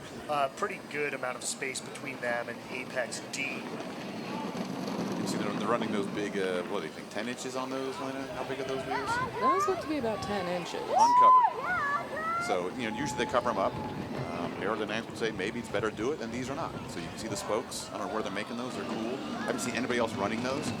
So I think they're doing it on their own. A lot of experts buying wheels from other people. Yeah, and CIA has run wheels like that before, especially, I believe, on Icarus last. Let's see, CIA going to be coming across the line right here. That's about a 2:27 right there for them. It's a pretty solid time for a C team. Apex D coming through in jeans. You run, bro. So Apex trap speed was almost 32, which is great for them. The CIA trap speed was 32.2, which is not incredible, but for not an A or B team, that's great. And then Spirit was 34.7, so not as fast as some, but fast, and unfortunately didn't end well for them. Like they just showed the replay, Mark, and it almost seems like if she just lets that glide a little deeper into that turn, that she could save it. I don't know if you can see on the Jumbotron. It was a classic trike spin, and you're right. If she let it go a little wide, and Pika was really good at that when they were running classic trikes with little tiny wheels. They would they'd let it go so wide that you would get a little nervous about the outer bales. Right. And she just kind of tried to keep it a little too tight, and right there that's the magic moment when trikes find out if they're going to make it or not. And this was not a good ending. It's so disappointing. Spirit, for my time, was always my nemesis, and all we want to do is beat them. Now SDC is the king, but Spirit's a great group, and I love seeing those guys really come out and do well. And man, they're so close every year, and they just can't seem to get it all together. Yeah, really a bummer. Always, one of the biggest squads in terms of everybody running out, following the buggy, high energy, what the sport's really about. Driver's out. Driver's fine. Driver is out. Yep. Driver is okay. You can hear some applause echoing up from that. So That is great news. definitely a good sign there. And just a bummer on both the men's and the women's side to see him spin out like that. Kudos to Spirit for actually getting their buggy driver out quickly, which has got to be less stressful for her. And now the buggy's in the truck. This was done in seconds rather than tens of minutes. So a small ray of sunshine in what is otherwise a fairly dismal event for them. Yeah, and I feel awful, and I spun buggies year after year because We know why. You overjuiced your wheels, Mark. well, I was overcompensating. Let's put it that way. And I mean, if we look at that, that's what, 3 races in a row with some sort of action? in terms of a buggy spinning or, you know, that stop flag that they missed? 4? Fringe, Oh, sorry. Pika. Nah, SIG FA and SDC was clean. Okay, Yeah, that was so, clean. All but it is more than typical. And Right. so the crazy part for me is, you know, I follow, if you ever go to the Buggy Alumni Association website, it's a great group. Ben Matsky does amazing work. Thank you, Ben, and he's been tireless. And they put these updates for what's going on, and you'll hear not a lot of practice. They cancel for weather. They cancel because it's cold, which I think is really wimpy. And so I keep watching these teams expecting a day like today. In the past couple of years, minimal practice, still good outcomes. This is what I would expect with the amount of practice they get. They don't, I mean, we used to practice, you know, hella high water. We'd be out here freezing cold, whatever else, and they just don't do that much anymore. And I wonder if it doesn't take its toll. I got to believe, I don't know what year the Spirit driver is. I got to believe that it's just inexperience. You know, you spend a lot of time in those buggies, you'll get used to how it feels, what it does, what it sounds like, what it smells like. And it just seems like, you know. This is Bei Chen's 3rd year, actually. I think that's weird. That's just, I don't know. Maybe, now there have been times, and I think Mark could attest to it, that if you push a buggy past what you practice to, it makes it really hard to drive. That's why we try to have, why we encourage people to try and go race day speeds on truck weekend so they can get a feel and a handle for the speed of the buggy and how they need to adjust their line going through the chute at those speeds. If you're coming into race day at a completely new speed that you haven't practiced with in prior weekends, it's going to be difficult to keep that same line because the speed will affect it. And I think some of the groups, I've heard them, they're kind of worried about truck weekend almost because it's too close. Because if you push the speed there and then you wreck, you don't have time to recover. So you almost want to do it 3 weeks prior to race day. Get your top speeds in earlier so that if there's a problem, you can actually correct it, fix the buggy, and then get it back out. I mean, look what happened to Malice. I don't know what happened to that buggy, why it had the horrible crash to the outer bales, but I think that buggy's done forever. And it's an amazing machine. It's gone. I think it's going to hurt SDC. But I guess that would be the time to do it. You don't want a horrible crash like that, but 2-minute warning. Well, 2 we'll have to see minutes. how SDC performs in the last heat of the day. Yeah, looking at that trap time for Spirit, I think what you see a little bit there in terms of the number not being as high as you would have thought is the Hill 2 pusher really didn't get much of a bite into it. More or less just kind of like ran and gave it a little tap. And I think you see that in the trap time. So interesting. I mean, her line down here, it was much improved versus the women's roll, but it was still a little tight early. And I think that also cost her in terms of the you can't get away with that on a trike nearly as well as you can get away with that on a reverse trike. They are a little more forgiving in terms of swapping ends. So SIG A still in the top spot, but we got a lot of A teams coming up in this heat right here. We have SIG D and Fringe A. First up, SIG D is going to be in lane 2. Their Hill 1 is Philip DeSicco. Hill 2, 1 Tynan minute. Tinley. 1 Hill 3, minute. Ben Stone. Hill 4, James Cruz. And Hill 5, Parker Felderman. The driver, Emma Corin, and they are pushing Beyonce. And in lane 1, Fringe A. Hill 1, Clifford Russell. Hill 2, Brevin Mixon. Hill 3, Heaven Schindewolf. Hill 4, Davis Dunaway. And Hill 5, Jason 30 Chadwick. seconds. The driver, 30 Amy Chen, seconds. and they are going to be in blue shift. So Fringe has to be really careful here. They want this to get to day 2. They don't have a day 2 buggy yet. And what I'm looking at is, if you look at the leaderboard, Spirit B is in 3rd place right now. There's only 5 really competitive buggies going. Spirit B will become Spirit A tomorrow. So look at those pushers on there. But now you're starting to look at SIG B made it. SIG A, these teams are probably going to make it. I think SDCC might make day 2. It wouldn't be the first time. SDC 10, will smoke you. 9, Fringe has to get through this race so they can get to day 2. 7, 6, 5, 4, 3, 2, 1. Ready, set. And Fringe, a little bit of redemption looking for this year, right? Last year they had a 2nd place time, but because of the mouthguard safety check failure, their time didn't get posted. And this won't even be a race. This A team and this D team won't even be close. Not a great time. It's about an 18.5 second hold on. But again, they just got to make it to day 2. Pretty deep shove right there. Looks like he got some good power on that. The driver has to negotiate a little bit to avoid that pothole. SIG D now coming through there, Beyonce. but a lot of separation between these two teams. About a 29.5-second crosswalk. So again, not super fast, but just looking for day 2. Well, that's actually kind of slow for an 8. It is, but what's the big deal right now? I mean, tomorrow's the day, right, Mark? Assuming it doesn't rain tomorrow. Tomorrow is a day 2. Come on. 56 seconds or so right there at the stop sign, so pretty good. Upper transition flag on front. Getting a good tailwind push here. Nice turn in. Just barely hit that pothole, but smoothly through. That was a good turn, pothole aside, and Beyonce missing the pothole and through as well. All right, so here's pretty high Fringe. roller. Nice roll up right there. Pretty good pickup by that hill 3. A lot of momentum continuing with him as he gets into the transition. 2 shoves, 3 shoves. Kind of a shove and a half right there, 3 to 4. Davis Dunaway here on hill 4, blasting up there. Fringe trying to take over the top spot on the leaderboard, looking for some redemption from last year. Davis Dunaway, hill 4 to hill 5, transition coming right here. Jason Chadwick, their hill 5 pusher right there. They're at the same pace as the other B teams. They had a transition 4-5 at about 155. That puts them into 216, 215, depending on how fast this hill 5 guy is. So not blazing. Let's see, he's coming up close to that line. Got to make sure he's got his hand on there, losing a little bit of momentum at the end. And he goes across right there, right about a 217, 216 and a half. It's like a low, yeah, it should be a low 216. We'll see what they come up with. So that will put them very close to SIGEP A, one would imagine.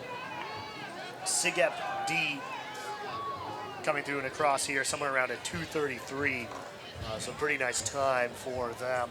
So we got to see what this exact time is. Right now in first place, SIGEP A at a 216.21. Pika B second place at 216.89. So that number 1 spot is going to be very close. And let's see, Fringe A coming through with a 216.01. So they have taken over the top spot on the leaderboard. Things are very, very close right here. You know, that didn't look fast down here, but I think it was a case of being so smooth that it hid the velocity. The trap time says 35.5, which is up there. It's maybe right second place of speed, maybe third. Yeah, so you can see they better. were motoring, but they were smooth. It looked good, like from here, it looked really good. Do you think that was the best turn you've seen today? Oh yeah, at speed for sure. Really nice turn, and she could have been maybe 2 inches to one side and not hit that pothole out there, and then it would have been flawless. But pretty nice. So that'll get them into day 2. You have 4 more heats with 4 teams that should make it. And so what that means is that SDCC would be the 10th team. So Fringe A, SIGEP A, Pika B, Spirit B, SIGEP B, and SDCC all making the day 2. That's great news. I'll say SIGEP D actually had some pretty good speed, 34.7, which is 5-minute warning. 5 where minutes. Spirit A was. Wait, so. say that again? Beyonce went that fast? Yeah, I kind of had to check twice, but yes, Beyonce was motoring. You don't want to mess with Queen B. All the single ladies hauling down the hill. Mm-hmm. Yeah. Mentioned just 4 more heats here. Oh gosh, they did fix the camera up here. Andy's doing the Golden Spog dance, I think. I'm not sure. Or maybe is that the We Demand More Glue dance? Cool, good. 4 more. All right, good. They took the camera off of us. Thanks, CMU TV. We got 4 more heats coming up again. These are qualifying, so the top 10 teams going to make it onto tomorrow for a chance at championships and glory. SDCB and CIA-D coming up right here. SDCB actually got the 2nd place time last year. SDCA first place, SDCB 2nd place. So they are an extremely formidable bunch we're going to be seeing here. And then additionally, who are they? CIA-D, which is hopefully we'll see some men in suits. We'll remind, if you lost an earring, we have an earring up here. Andy, is that yours? It didn't fit my nipple, so it's not mine. Looks pretty nice. It's got a little bit of diamonds on the side, right. golden rims. Some little baguettes in there. Maybe we should give it to Beyonce. Matches the aesthetic. So, there's a whole cluster of times here at 216, which is, there have been years where there was a bunch of times under 210. This, I don't know if it's the weather, I don't know if it's the potholes on Hill 2 or lack of practice, but clearly the pace hasn't been there this year for anybody. So I'm kind of curious about when the big guns come out here in terms of SDCA. I think SDCB. What can they unload on us? Yeah, I think the B team that's coming up now, Mark, I think is going to do it. So I think SDCB is going to set that pace. I think CIAA is going to be a really good competitor. We'll have to see how they can put everything together with a push team. But my guess would be an SDCB team around a 209, 210, a CIA around a 208, Pica, I don't know, 209-ish. And then my guess would be SDC to 205. But you're right, no sub-210 team so far is kind of surprising. Yeah, this SDCB team is returning a couple pushers there, so they are a bit of a veteran squad. A few new faces as well, but most of them have some sort of push experience. Looks like Hill 1 and 4 are rookies, freshmen, whatever you call it. I don't know. And then CIAD, this is normally the suit heat, so we'll see if we get any fun outfits for this one. They've occasionally run in kilts, haven't they? The CIAD. I don't recall. I don't know the look. I thought that was 2 minute Well, I say you warning. did the suits for a while 2 too. Kilts, minutes. suits, Limo and furries. stuff like that, You get everything here at Pick your poison. at race day. So hopefully we get a little bit of fun surprise from that squad. Let's go ahead and introduce them. They're going to be in lane 2, CIAD. Their Hill 1 is Alfred Chang. Hill 2, Sean Donnelly. Hill 3, Joseph Ganeem. Hill 4, Elias Joseph. And Hill 5, Ariant Jane. And the driver, Tori Simplicus. They're going to be in Tempest. And in lane 1, last year's second place finisher, SDCB. On Hill 1, Neville Caceres. Hill 2, Cody Yang. Hill 3, Bruce Lee. Hill 4, Grayson Moyer. And Hill 5, Raymond Galeza. The driver, Elaine Oyang in Vice. 1 minute. 1 minute. We got about 1 minute here until the start of this race coming up. Cody Yang there, Hill 2 is his 5th year pushing for SDC, so a ton of experience right there. It doesn't look like we're getting the suits this year. No, it looks like, yeah, pretty standard attire right there out of CIA. Well, CIA over the past 5 years has transitioned 30 into a seconds. fierce competitor and like a member of the top 3 for the last 3 years.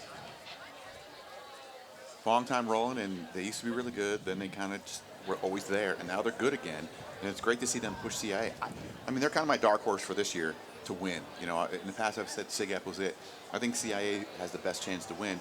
But you'll see even a D team will kind of give you a good indication of how deep they are and how much they're investing in wheels. 10, And on the women's 9, side right there within a half 8, second place. 7, 6, 5, 4, 3, 2, 1. Ready, set. All right, and here we are off SDCB, last year's second place finishers trying to qualify in the top spot so far today. Building some initial separation there on Hill 1. Love the fro. This kid's got the flow going. Not a super fast time. About an 18.5-second Hill 1. Transition to Cody Yang right there. Pretty early push right there, but a lot of momentum, a lot of speed. And they're kind of splitting that line between the potholes. About a 29-second crosswalk time, so pretty competitive, but not blazing fast. We'll see how they're doing in their roll. Some Vice here for SDC. It's interesting that they roll out the wheel fairings only for like race day. They've been practicing without fairings on those wheels every weekend, and you see them out now. I think I saw them in truck weekend. Did you? All right. Yeah. 56 or so at the stop sign mark, so she's going pretty fast, but let's see what's going down. SDC coming down. Second buggy taking the upper transition. SDC still using the ramp. Oh, really big swerve. Really somewhere. second swerve at the truth or dare point for CIA through cleanly. That SDC buggy gave up a lot here in the shoot. Yeah, you can Two, see. not one, but 2 swerves. And you can see CIA closed a lot of gap through that chute right there. SDCB going to try and get some separation by the strength of their pushers. An easier pickup there for Hill 3 because it was slower. So fairly smooth there, but they did lose a good bit of time. And shirt half on right there for Hill 4, Grayson Moyer right there. Nice. Billowing in the shirt breeze. Shredded. Yeah. I don't know if he like He's got a sweet chest toupee, too. Hulked or something like that and he busted out. Hill 5 now, Raymond Galeza. This is going to be a slow time. I think they're just trying to spite me because the clock is reading 2:07 right now. So they're maybe at 2:15, 2:20ish. Let's see right here, coming up close to that finish line. Looking at that clock as he crosses right over there, that's going to be right about a 2:15. 2:16 mark. No one's breaking it out. And now here comes CIAD.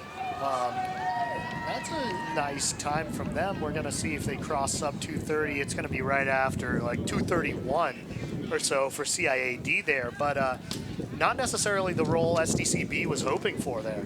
No, and I think they can attribute that to some of the swerving that they saw in the chute. It's a big deal, I was explaining to somebody about when I was a chairman.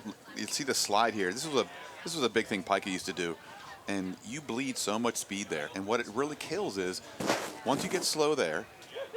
So you'll see. They had the replay. It was really nice. Once you bleed it there, then Hill 3's deeper, so Hill 3's slower, and then his shove is not as good, so it hurts Hill 4, who then is taking a deeper, less energetic shove into 4, and then he's working harder and wants to unload earlier on 5. It kills your whole back hill. Yeah. So from that chute flag on, if it's not perfect, it really kills that. And it's one of the reasons that I designed a buggy that was a reverse trike, because I think you get better energy through that turn, and Sigma Noon sees that too. So The turn is more consistent. However, with an axle in front, there's more chance to hit a pothole coming up on the front of your buggy, especially if the road conditions aren't as good. And with that kind of drift they had there, was that more sort of driver error right there, or just kind of the nature of the course? I think there was about, I'd give it 80% driver and 20% there might be something that, unloaded the wheels or loaded the wheels at those moments. But it was a double warning. hit. She slid twice. 5 minutes. Yeah, it looked like on the second one it actually slid into a pothole because there's a little bit of a bump there. the only thing if you want to see something good about that, why there's a silver lining, is that it's easily fixable. Yeah. And you can pick up, like Mark said, maybe 4 seconds, because like I said, it has a ripple effect all the way to the back hills. So if that driver can dial it in with a better roll tomorrow, then you're saving multiple seconds. So our time's not up yet, but my guess would be that buggy can easily roll a 212. Easily.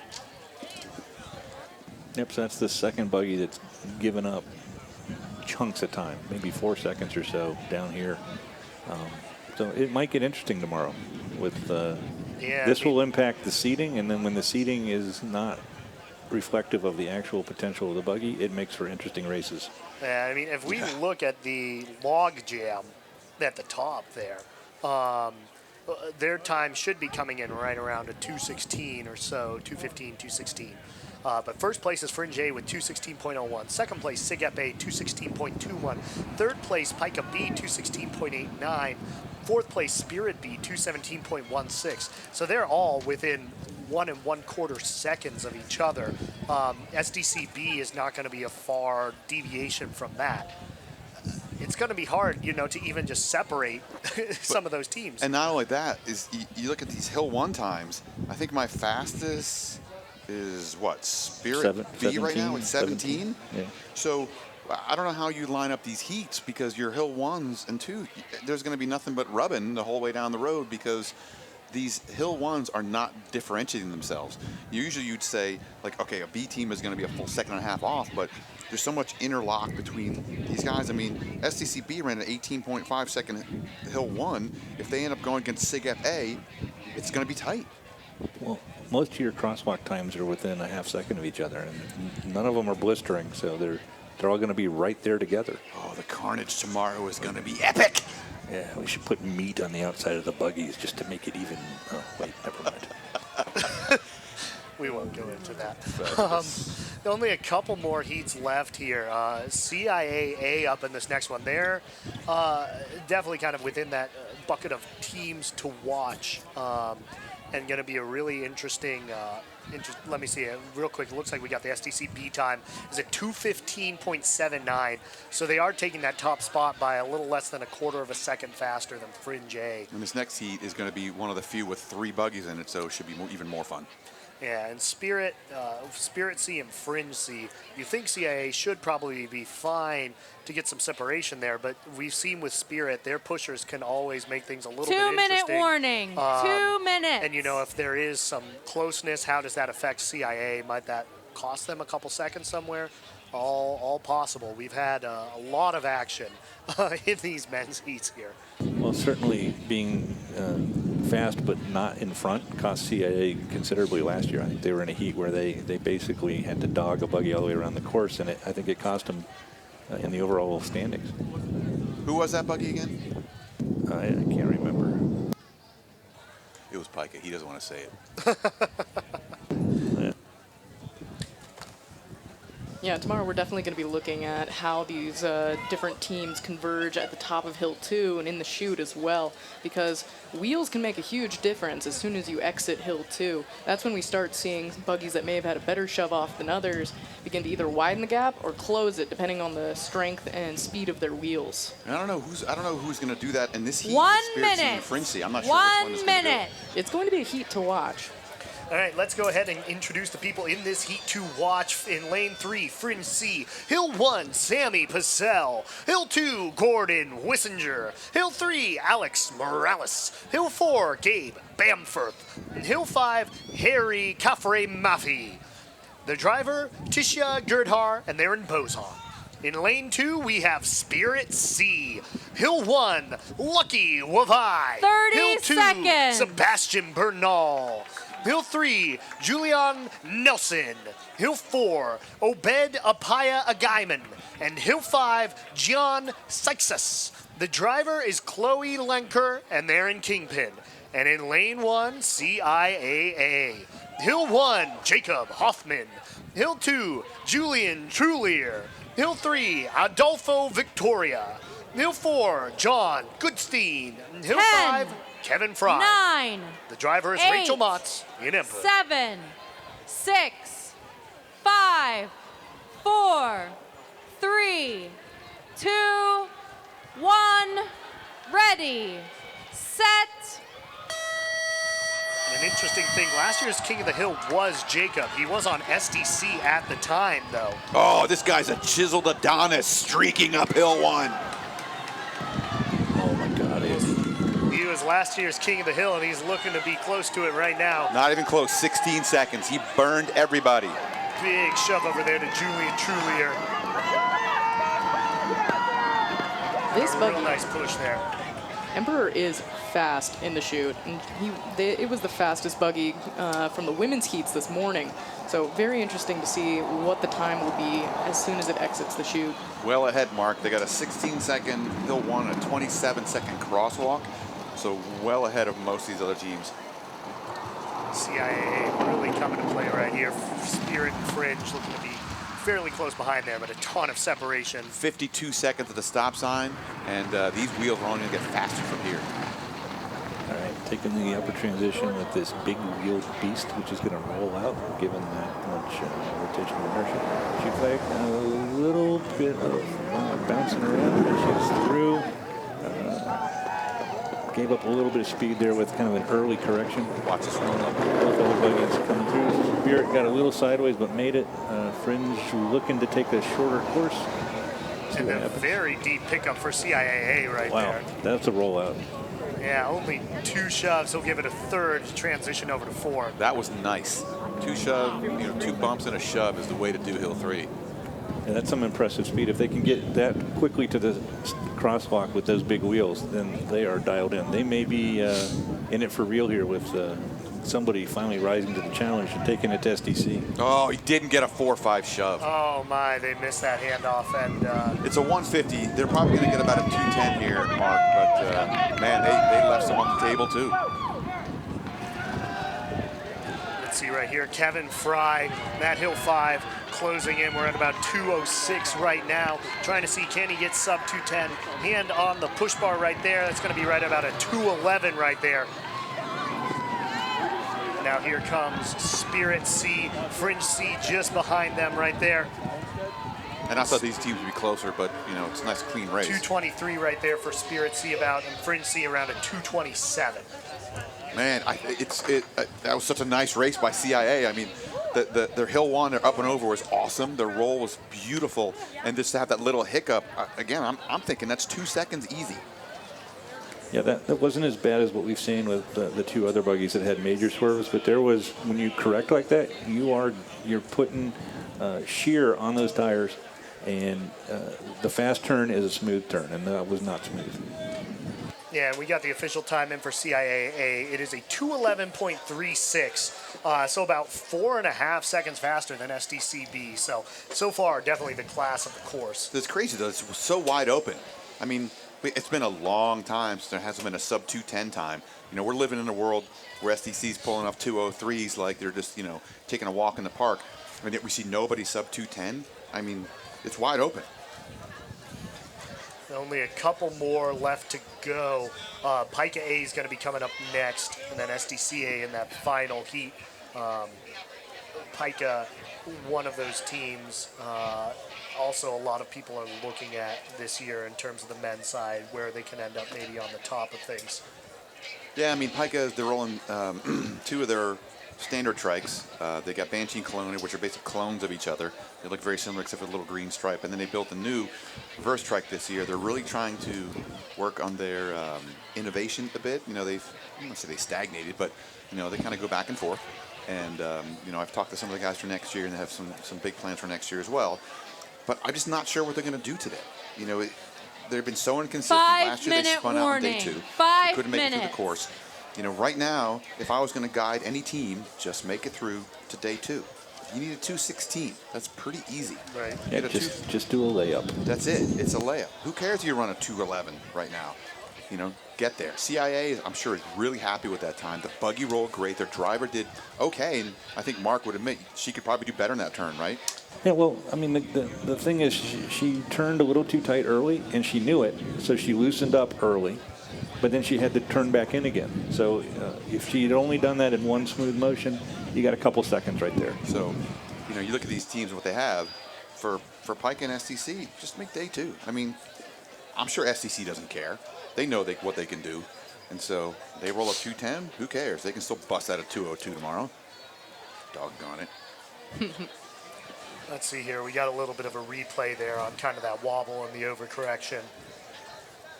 Yeah, you always want to have one smooth turn going through the chute. And it's funny because we're so nitpicking it. You know, the fact that she was going that fast and made it through is just that's really good job by them. But we're looking at what it takes to be amazing, and STC's done that for a while, and we sort of expect that. That's what it's going to take to win. You got to be perfect. And this, you know, and we talked about Fringe kind of looking for some redemption. The same thing with Pika this year, right after the way their last year ended, because they are a team capable of putting up, you know, a top 3 speed, you know, as evidenced by them being in this penultimate heat. But it's about executing, right, and just getting to day 2 tomorrow. And we are looking good in terms of weather. It's looking like with 2 more heats here, I imagine they probably won't have any re-rolls. I don't know about re-rolls. I haven't heard anything yet. I'm not sure if my team that is here can help me with re-roll information. Yeah. There is, I guess you can't see my screen on here, but if you can, okay. There's a big scary storm right there, and we're like right here. And I don't know how fast the wind moves, nor am I a meteorologist, but the sooner all this wraps up, probably the better. Talking about speed, CAA had a 36.5, which I think makes them the quickest of the day, although I might have missed one in there. No, I think you're right. That's what we see too. And Yeah. Spirit C was no slug there. They came through with a 35.0. So Right. and I think the thing I see now versus say 10 or 20 years ago is that every buggy, the A, B, and C are all relatively close in speed, and we didn't used to have that kind of technology. Mostly wheels, Yep. where you had the haves and the have-nots, and even the haves didn't run all 3 or 2-minute 4 of their warning. buggies 2 max minutes. out like this. And it's never been a better time for wheels in buggy. And I say the one thing that is actually, while the buggy driving has been a little sketchy, we've seen bonding and spins and crashes. We haven't seen a much missed push bar yet. I'm probably jinxing Piker or STC, right. but it hasn't happened yet. Maybe because they know there's a day 2 and they don't have to go that hard. But no one has missed a push bar, and usually there's 2 or 3. And the push bar in Hill 5 is difficult to get right. That takes practice, practice, practice. Because you don't want to slow down the buggy by holding onto that push bar too much, but you don't want to let it get away from you, because if you don't have your hand on the push bar by the end, once the nose hits the finish line, that's an automatic disqualification. That's why in the past we've seen people make flying dives to touch their buggy at the end of the course. Occasionally that'll end with a poor pusher flat on their I face. think if you did like a DNA test of like right before the finish line, you probably 1 find like 20 minute. people there. 1 minute. Yeah, and we haven't even had any that dramatic yet. So hopefully we're not jinxing things, but who knows? Stay tuned. In lane 2, we have Sig FC. On hill 1, Kyle Wagner. Hill 2, James Gutileri. Hill 3, Lazar Hengelik. Hill 4, Mohammed Meltab. Hill 5, Ryan Guess. The driver, Becky Zhang, and they're going to be 30 in Hydra. seconds. And in 30 lane 1, seconds. Pika A. On hill 1, Carl Mark Coombe. Hill 2, Rob Levin. Hill 3, Willie Clark. Hill 4, Jason Folker. Hill 5, Cam Wilkerson. And the driver, Victoria Van Benskedden in Banshee. This may be a first ever for me, the shirtless carryout. Pushers, I get it. Shirtless carryout? Bro, that's right. That putting green on your head, though, we got to talk about that later. 10, 9, Don't psych him 8, out. 7, 6, 5, 4, 3, 2, 1. Ready, set. All right, and here we are. Pika A is off.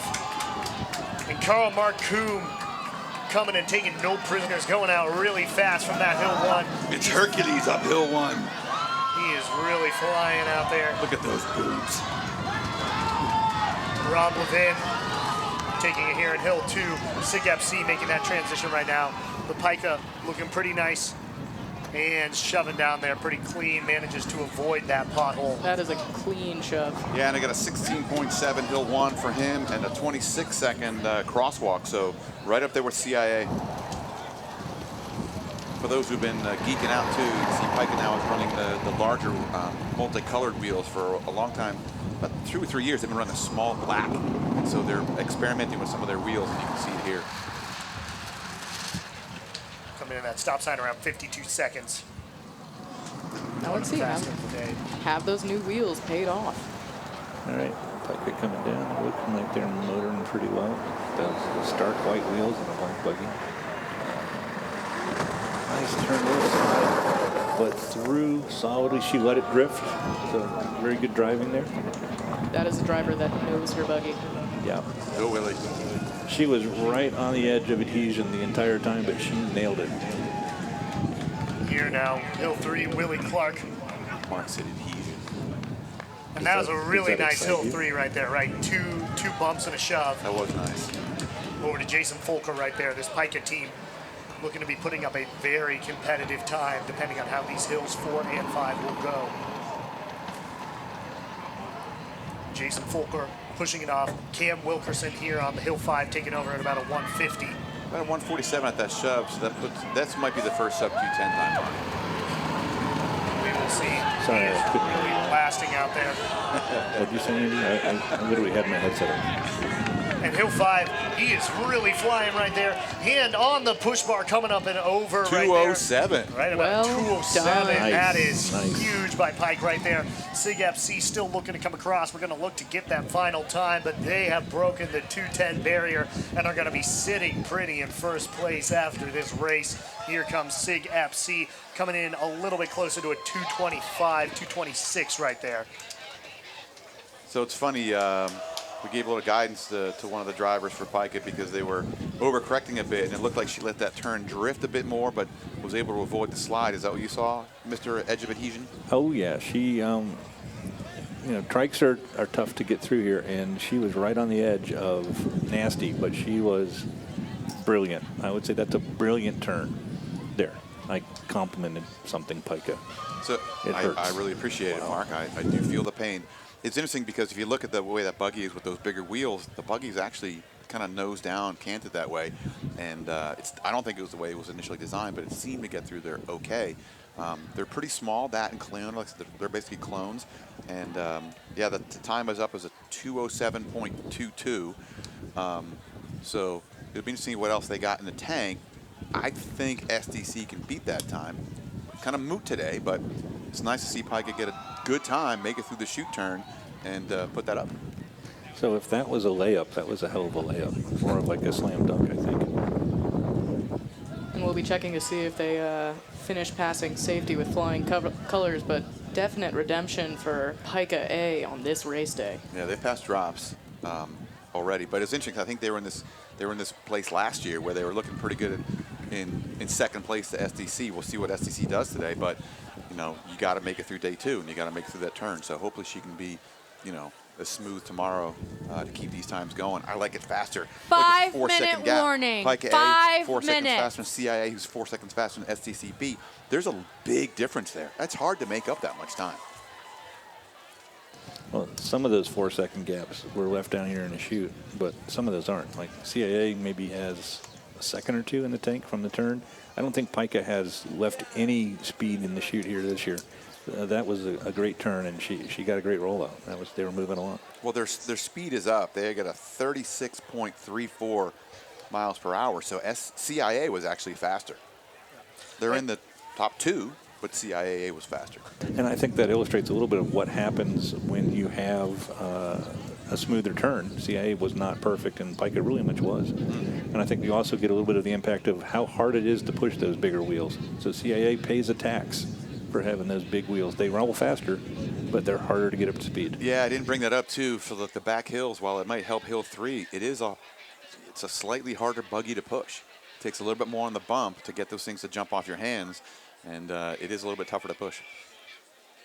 And we did also see some backhill mistakes, too, for CIA there. So the door still possibly open on this.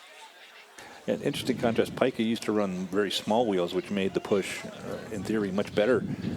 They've gone more towards the conventional Zuder size, which, still in contrast, smaller than what CIA had on the back end. And you could see in the times here that the combination of a smooth shoot turn, and having an easier to push buggy, you got a gap. So right now, 10th place is SDCC with a 224. So Apex B coming up in the seat with SDCA, all they got to do is get a 224, sub 224, and they're into day 2. So it'll be interesting to watch. I know it's all about SDCA right now to see what they can do. But Apex, hey, who's this old guy on Hill 2? Hey, old guy. Connor Hayes, a student, is a student. Isn't he like 80? How is he possibly still a student? I mean, I was a student for like 20 years, but Hey, he's following in the footsteps, Buggy legends. He made Connor, a triumphant return. That's right. But this is a potential day 2 if old man Hayes can get his butt up and down that hill. The founder of Apex. well, they're certainly capable. There were times last year they had 2 buggies under that time. Right? Yeah. So, it's all about SDC. But, I mean, there's plenty of intrigue there. SDC, a very veteran team. 3 of their 5 drivers are back. One of them was a B team last year joining here. The only non-congruent piece is their Hill 1 who betrayed them to move over to CIA. who was last year's 2-minute king of the hill. warning. 2 So minutes. it'll be interesting to see what they have. But Apex B, definitely a shot to get to day 2. So let's go ahead and look at the rosters. For Apex B on Hill 1, Steven Pupa. Hill 2, Old Man Connor Hayes. Hill 3, Preston Vandervoss. Hill 4, Jason Starenko. Excuse me. And Hill 5, Andy Shen. Their driver, Amanda Vallon in Firefly.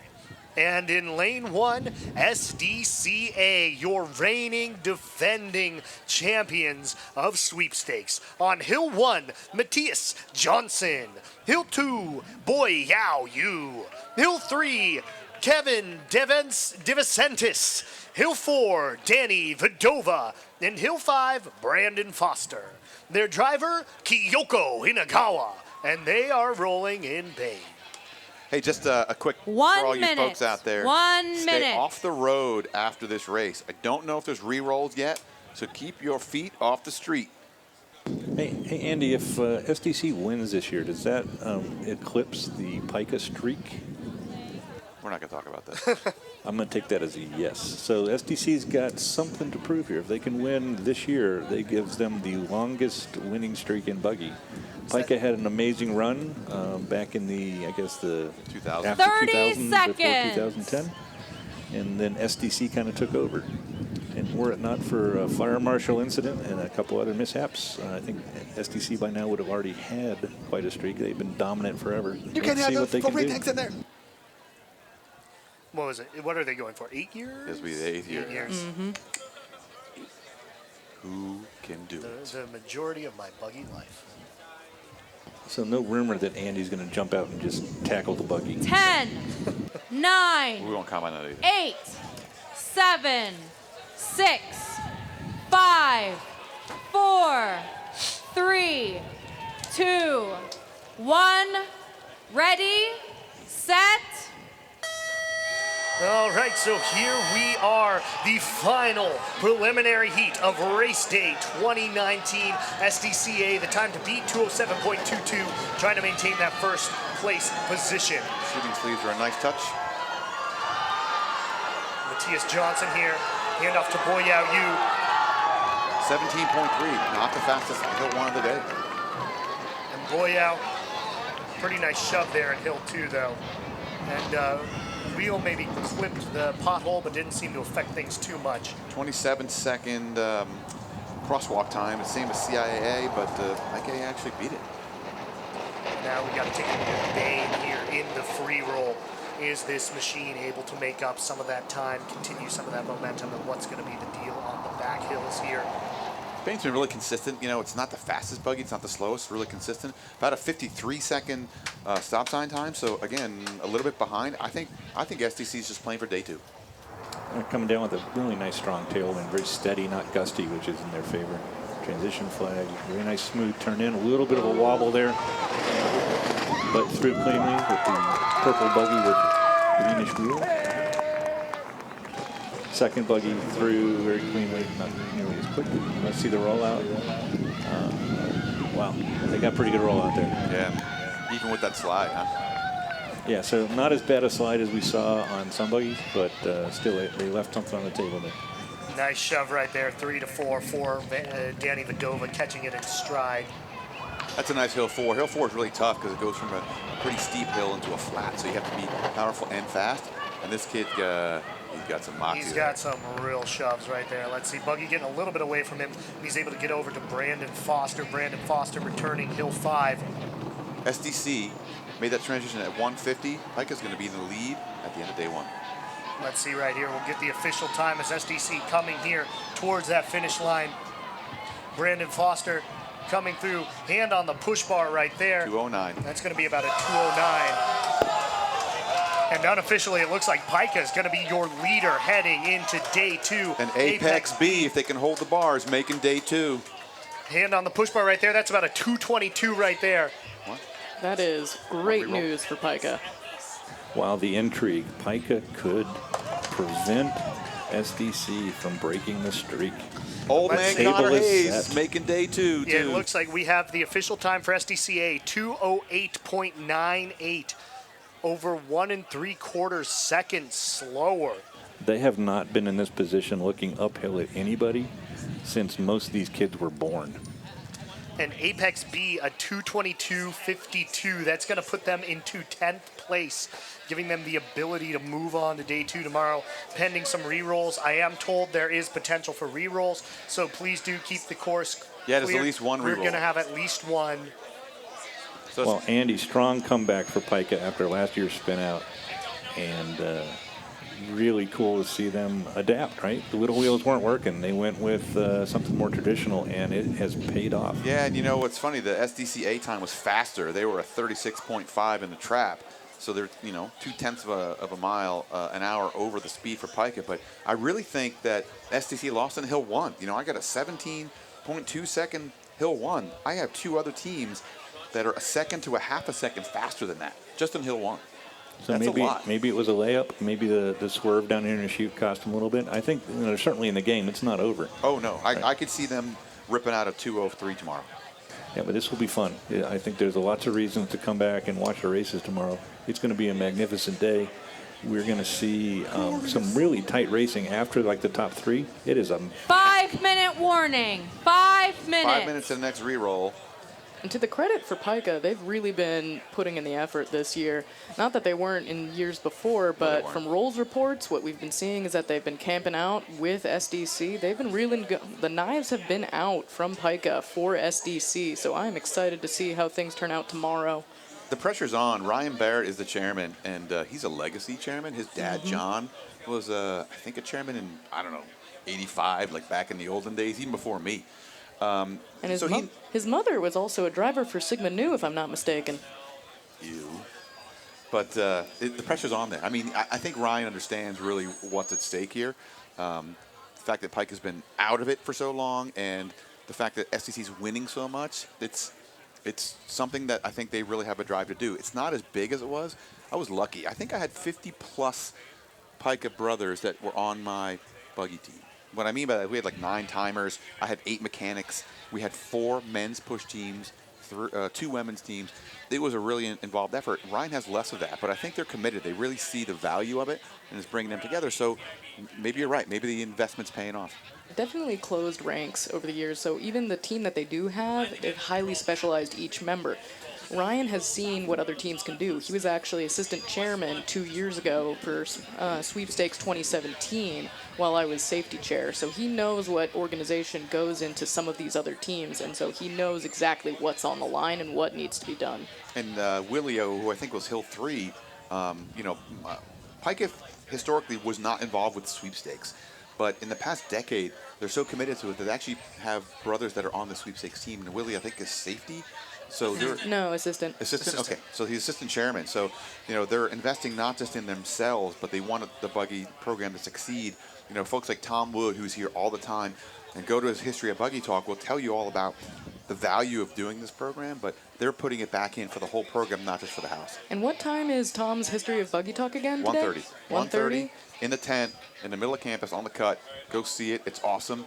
And Mad Dog will be there.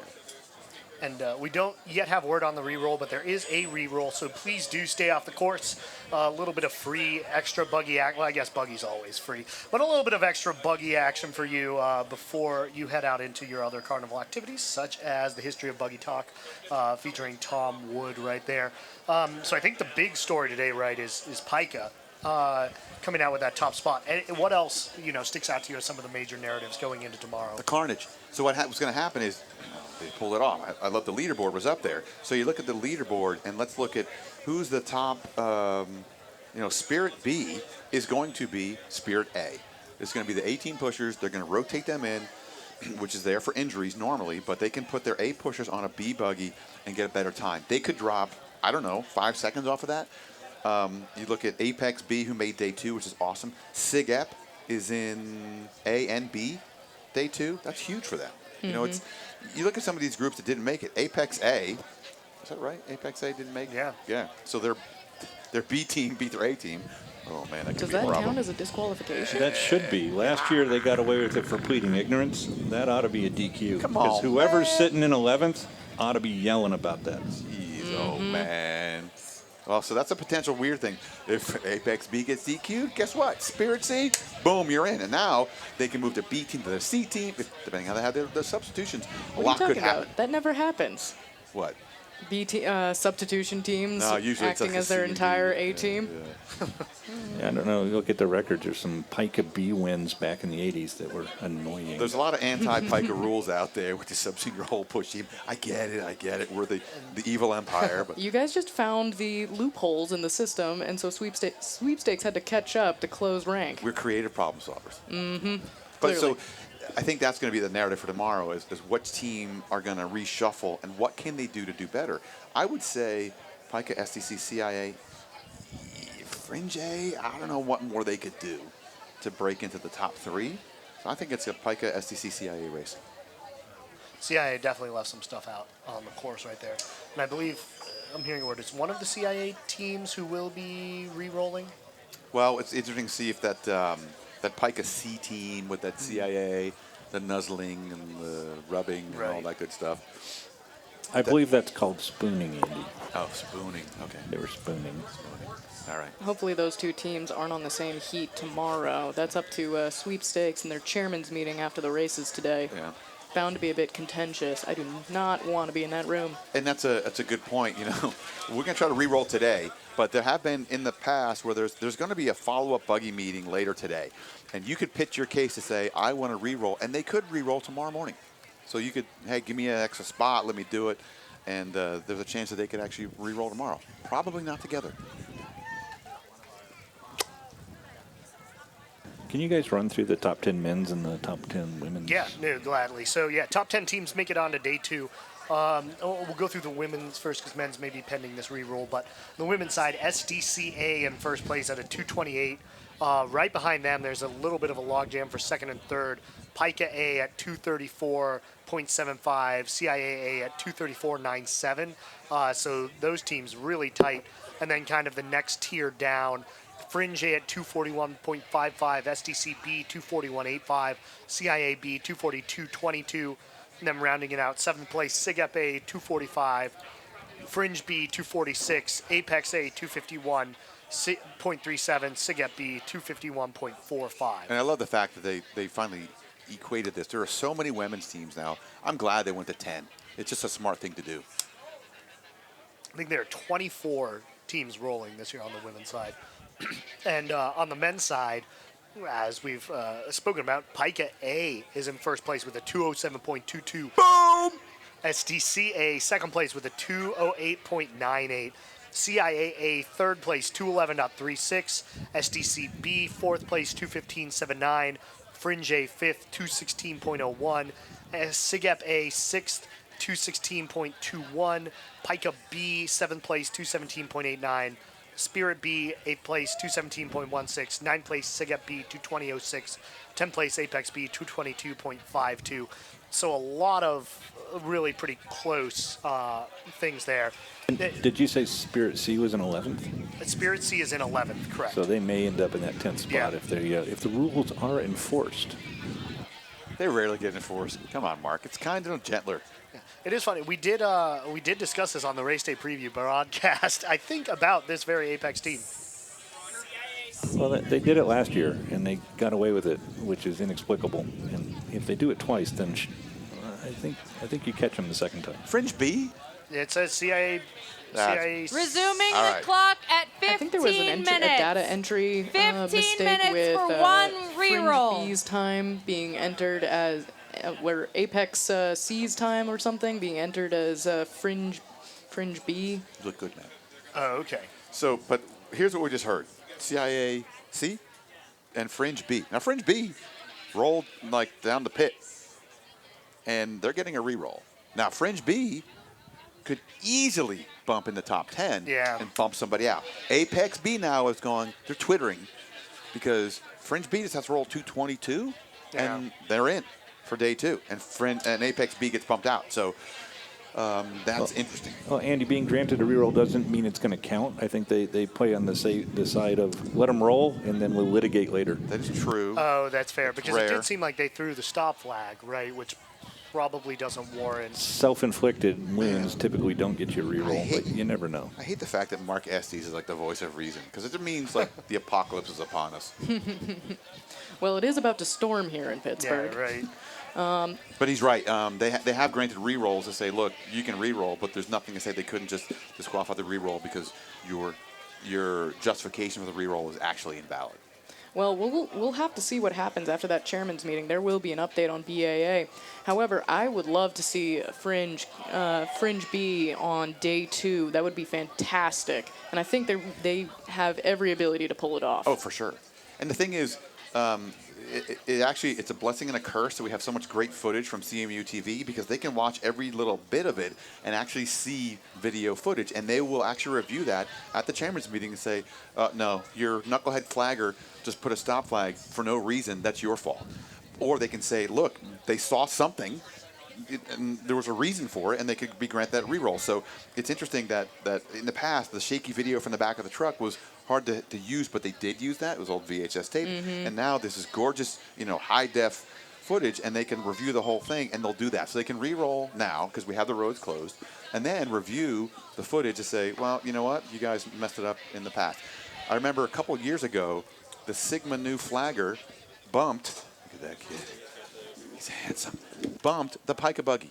I didn't see it real time. Allegedly.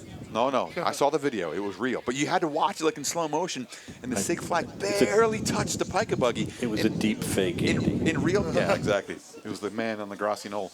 You could barely see it, but except for the replay, and that was the determining factor. And there's value there, so we'll see how they do with determining what's going to happen. Tomorrow morning, I would expect updates. Yeah, and I think we always used to say these times are not official, yada, yada, yada. I think they're probably close to official because the new timing systems they've been using the last few years, the timing links, works really well. So there's not a lot of shifts, but there's been years where you went home thinking you'd set the track record, and you woke up the next day and under video review, you didn't. Yeah, it's tough. Yeah. That's That always was a shame. Sigma Nu with a 209 that turned into, or 208 something that turned into a 209. Somehow Pica kept the record. I don't know how that could happen. We have a great financial backing. It's not true. Did you get some updates on the rerolls or something from Ben there? Or? It's same news we've already heard. It's going to be CIAC and Fringe B. Very good. I want to thank our sponsors, of course, this year's gold sponsor, the Buggy Alumni Association, making so much of this race day possible, as well as silver sponsor, General Motors. It's ironic because they're driving Dodge Ram trucks around the course. And then the Uber ATG, also a silver sponsor. And then, as well, special thanks to CMU TV, WRCT, W3VC, and CMU EMS. Thank you to all the volunteers and organizers for helping to put this together. Line judges, backup timers, starter, lead and follow drivers. All the alumni volunteers from the panelists throughout the weekend. Tom Wood doing the history of Buggy coming up. Us, I guess. Finish line timers, speed trap, information attendance. And, of course, all the people involved with race day operations, CMU TV, RCT, 3VC, EMS, alumni relations, student affairs. All very helpful. Really the unsung heroes of... It is really starting to blow down here. And not just you. That's not just me. It's not my heavy breathing. There's wind.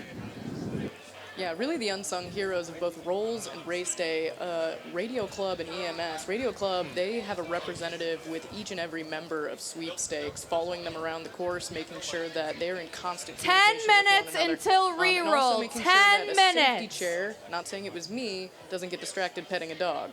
But, Well, definitely didn't happen.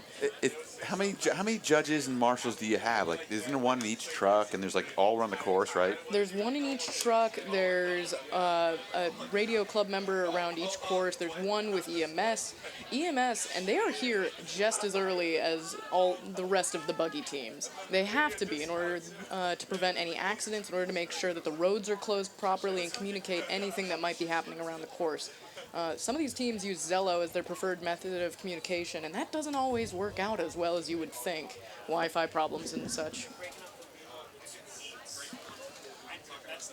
Okay, word we're getting. So first off, we're under 10 minutes, a little bit under 10 minutes for the re-rolls, which I am told have been broken up into 2 heats. Weak.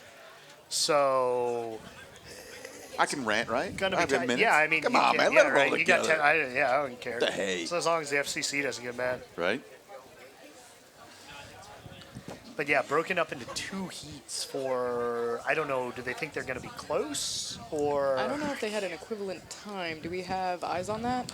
Who was it again? CIAC? CIAC and Fringe B. I would think Fringe B would be faster. But isn't CAC the buggy that rubbed? And weren't they remarkably quick for a C team? Yeah, but it was Spirit A. I don't have their up and overtime. But the Fringe B was a 19 seconds, so it could be close. Their up and overtime wasn't great, so maybe it's close. So, what was the quickest crosswalk time, Andy? Was it Pica with the 26 and change? Yeah, I got 26 for Pike. Yeah, and a 27 for CIA and a 27 for SDC. So, yeah, Pica was up and over the quickest. But I think SDC played a layup. I do. I think they're like, just make it.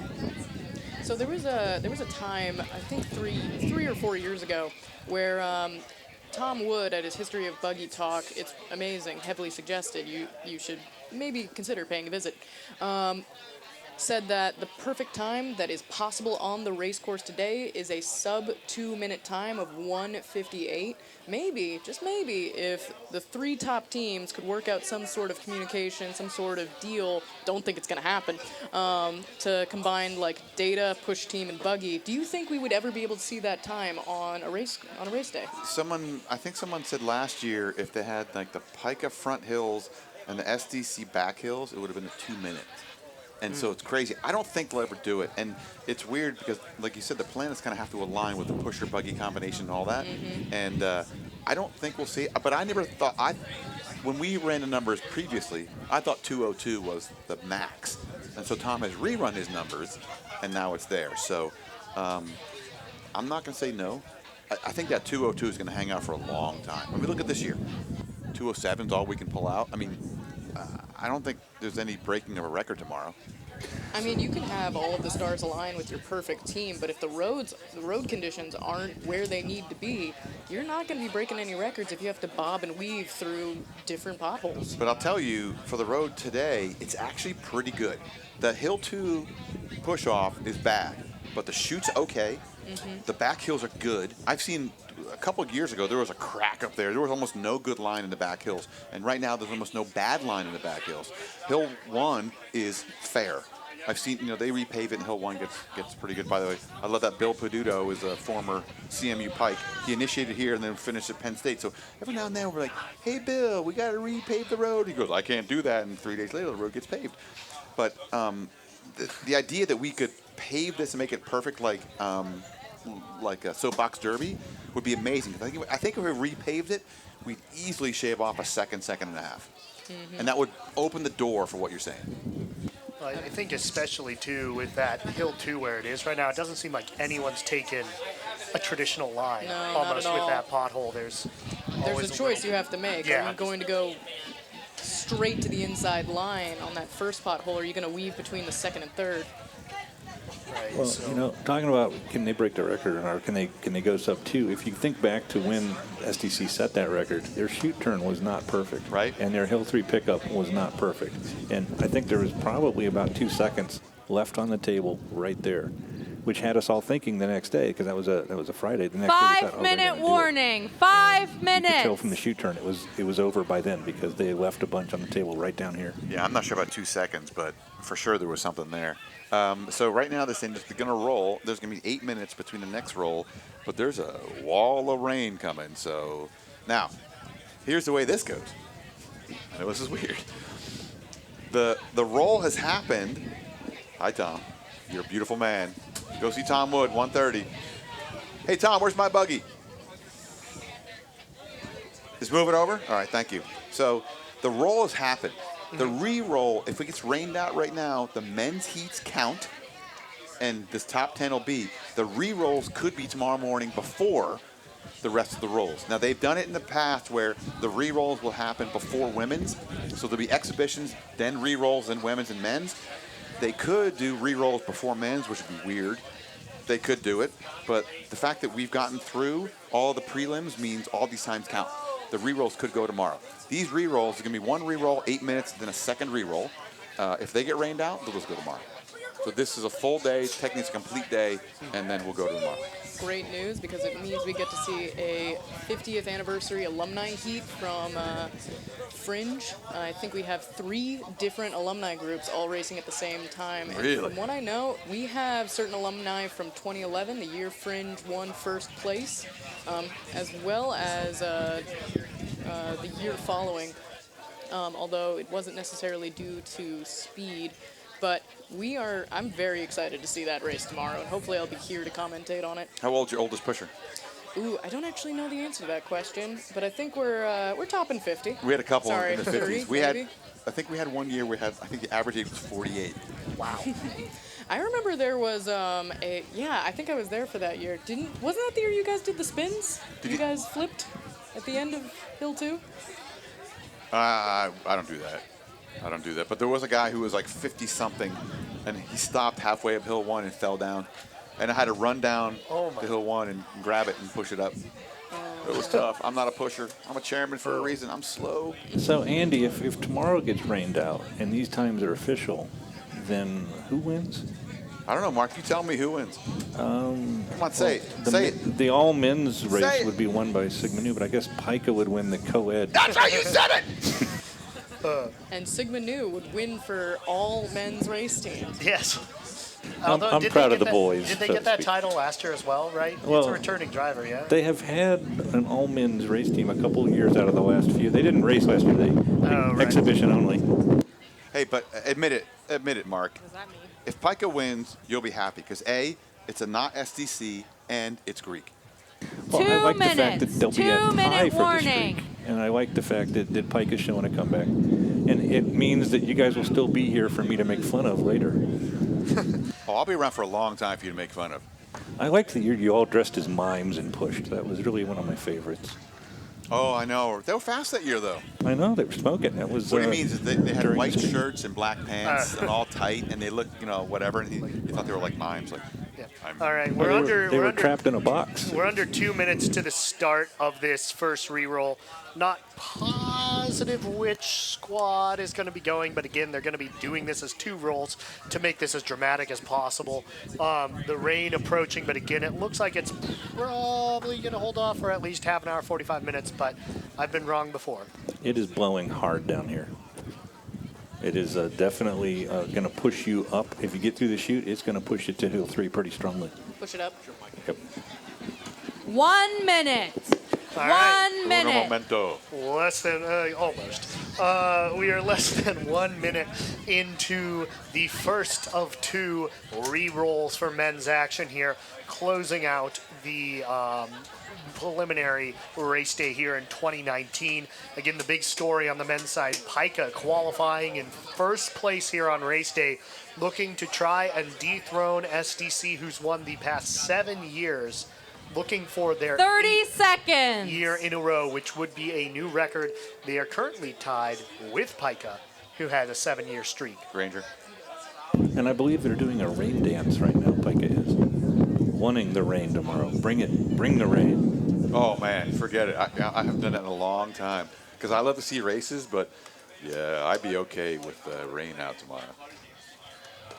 We got CIAC out there. It looks like, is that it, CIAC? Yeah. Okay, cool. See the big 10. old wheels? 9, 8, 7, 6, 5, 4, 3, 2, 1. Ready, set. Okay, here we go. This first re-roll here. CIAC.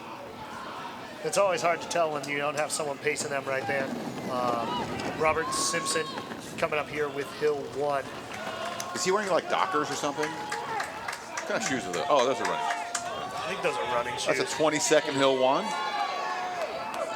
And over to Bobby Chen And again, you know, you want to see teams be able to finish and be able to put up the time they want to. Oh, there it goes! Oh! It's down. Get the shaft in the hole. Get it in there. Wow, that's magnificent. It's almost the way. Get it in. Oh, it's not all the way in. It's just the tip. Not fully. Not fully going down right there. Oh, it's going down now. You know, they have pills for that. It's semi-limp, mostly flaccid. Is that the word? Oh, Flaccid? Is that a pike word? 1 minute at the stop sign. Lynn is losing her mind here. She has no idea what to say. Not a clue. Upper transition flag, push bar mostly down. I don't know how to describe that. Half mast. Taking the turn. Smoothing it right at the pothole. Caused the back end to jump, but she made it through. Push bar still down. When will it come up? And will it come up? Will it come up? Oh, it's coming up. It has deployed. Viagra. Well done. That's the giant blue pill of CIA. Hill 3 Will. switching over into Hill 4. Speechless. Looking nice. Standing strong and firm right there. I love this. I love Carnival. Oh, gee whiz. So great. Hill 4 right there. Dylan, Tom. Definitely an exciting race. Look at the tan on that man. He is like bronzed. Oh, no, I'm sorry. No, that's the tint on my view. He's pastier than a Mainer in April. Brandon Jin coming up right here. Boy, they're pretty fast, actually. Look at them go. Yeah, no, they're probably not quite going to be good enough for day 2 time. But they're close, man. It's that like far. threatening. We got 220. Let's see, coming across right there. Hands on the push. Oh! 223 about. 223, just wow. missed. Maybe just missing out on day 2. 224. Exciting stuff right there from A CIA. good performance from CIAC. So it was funny, you know, the dropping push bar has gone away. It's really complex, but it's funny because it almost looks like they built a buggy and then strapped on the dropping push bar mechanism on top of it. Mm-hmm. But the push bar really is quite a burden on most of these buggies. It's, you know, I was talking to a Sigma New guy in design. Like there's this moment arm of this push bar that's up and away, and it sways the back end. 5-minute warning. Dropping push bar buggies have 5 done minutes. much better than non-dropping push bar buggies. It's just hard to get it right. And CIA tried for a long time. The problem with CIA was that when they had a really functional dropping push bar, they had crummy wheels and crummy buggies. And if they could, like now that they have fast buggies and good wheels, if they could integrate the two, it might make a difference. It's very complex to do. So it's fun.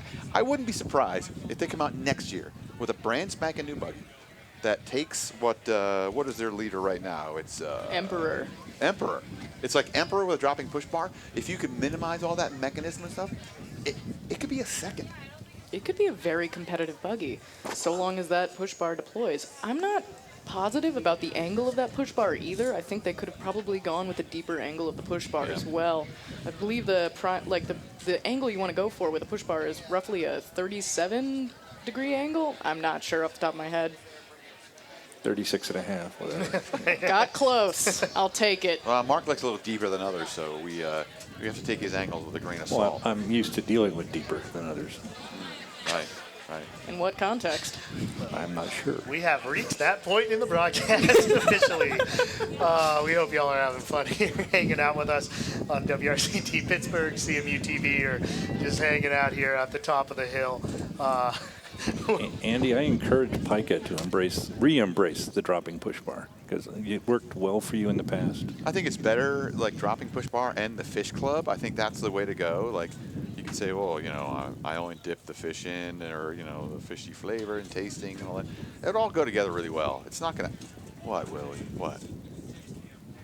So Andy, Pika did have dropping push bars back in what, the early mid '80s? Yeah. So actually, it's another anti-Pika rule.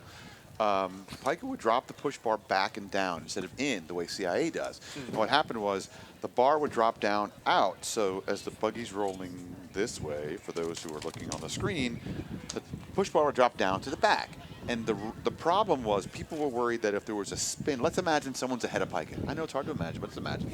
And then that buggy spins, and then Pika wrecks, and their push bar becomes a spear or a projectile into it. Yeah. So the idea was that you don't want kind of pokey, spearing type things Hanging out the back of your buggy. poking other buggies. So they did have that, and they had to get rid of it, which is fine.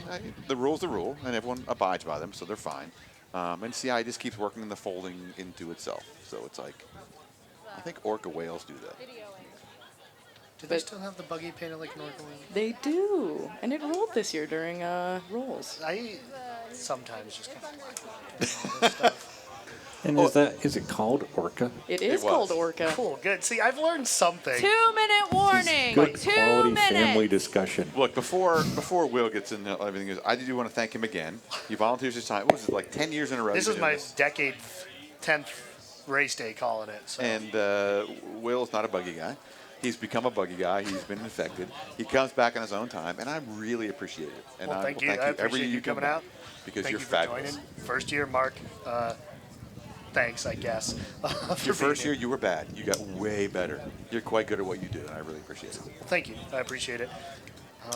Yeah, thank you to also Buggy Alumni Association for helping enable us, giving us a lot of this information, so we can sound like we know what we're talking about. At least for me, I know it's extremely helpful. All the IT they have out there. Just a couple minutes away from the start of this race. I think we're gonna beat the rain, but just barely here.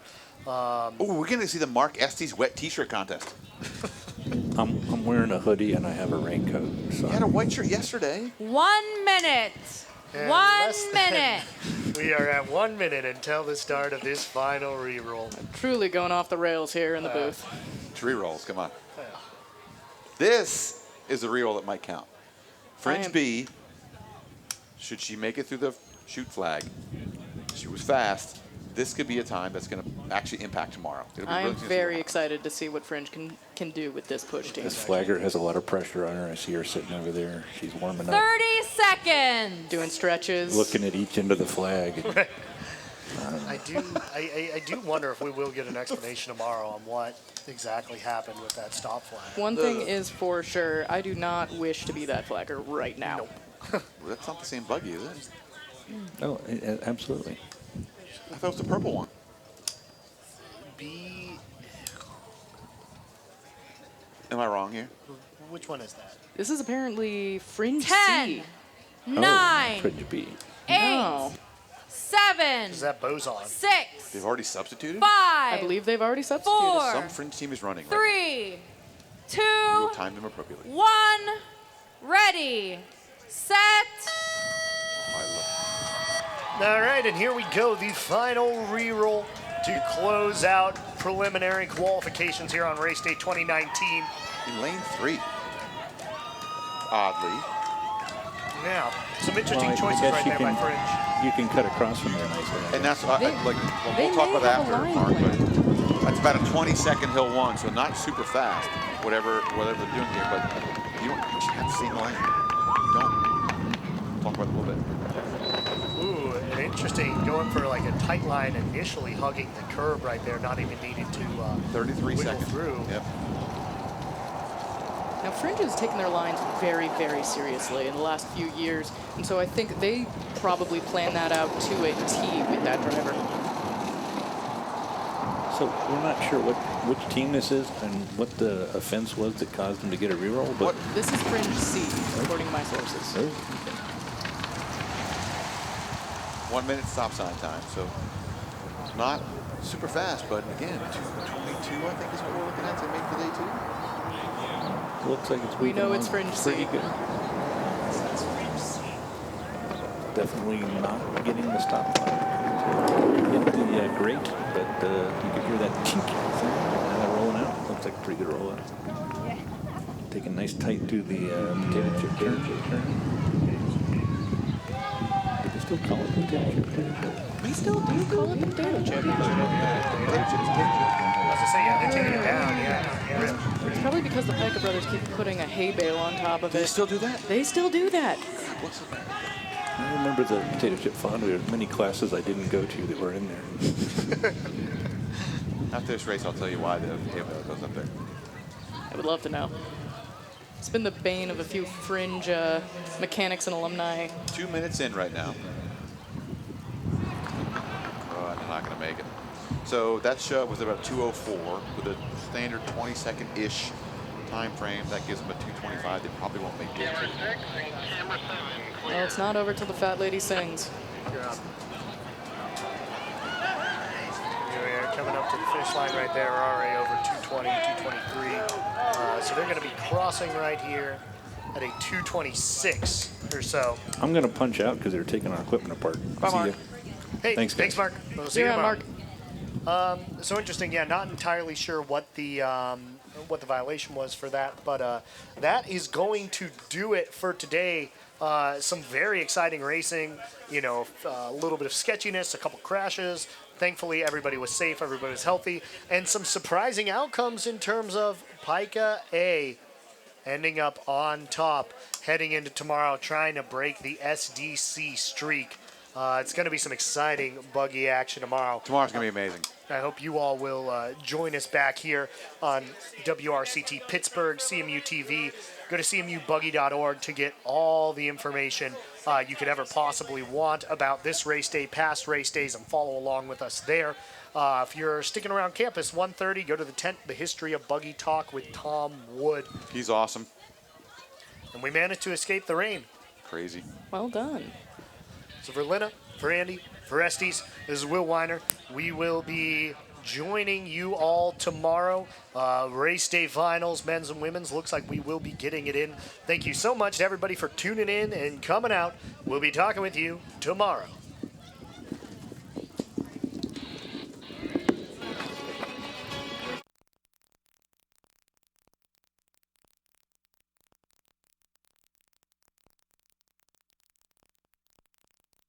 Just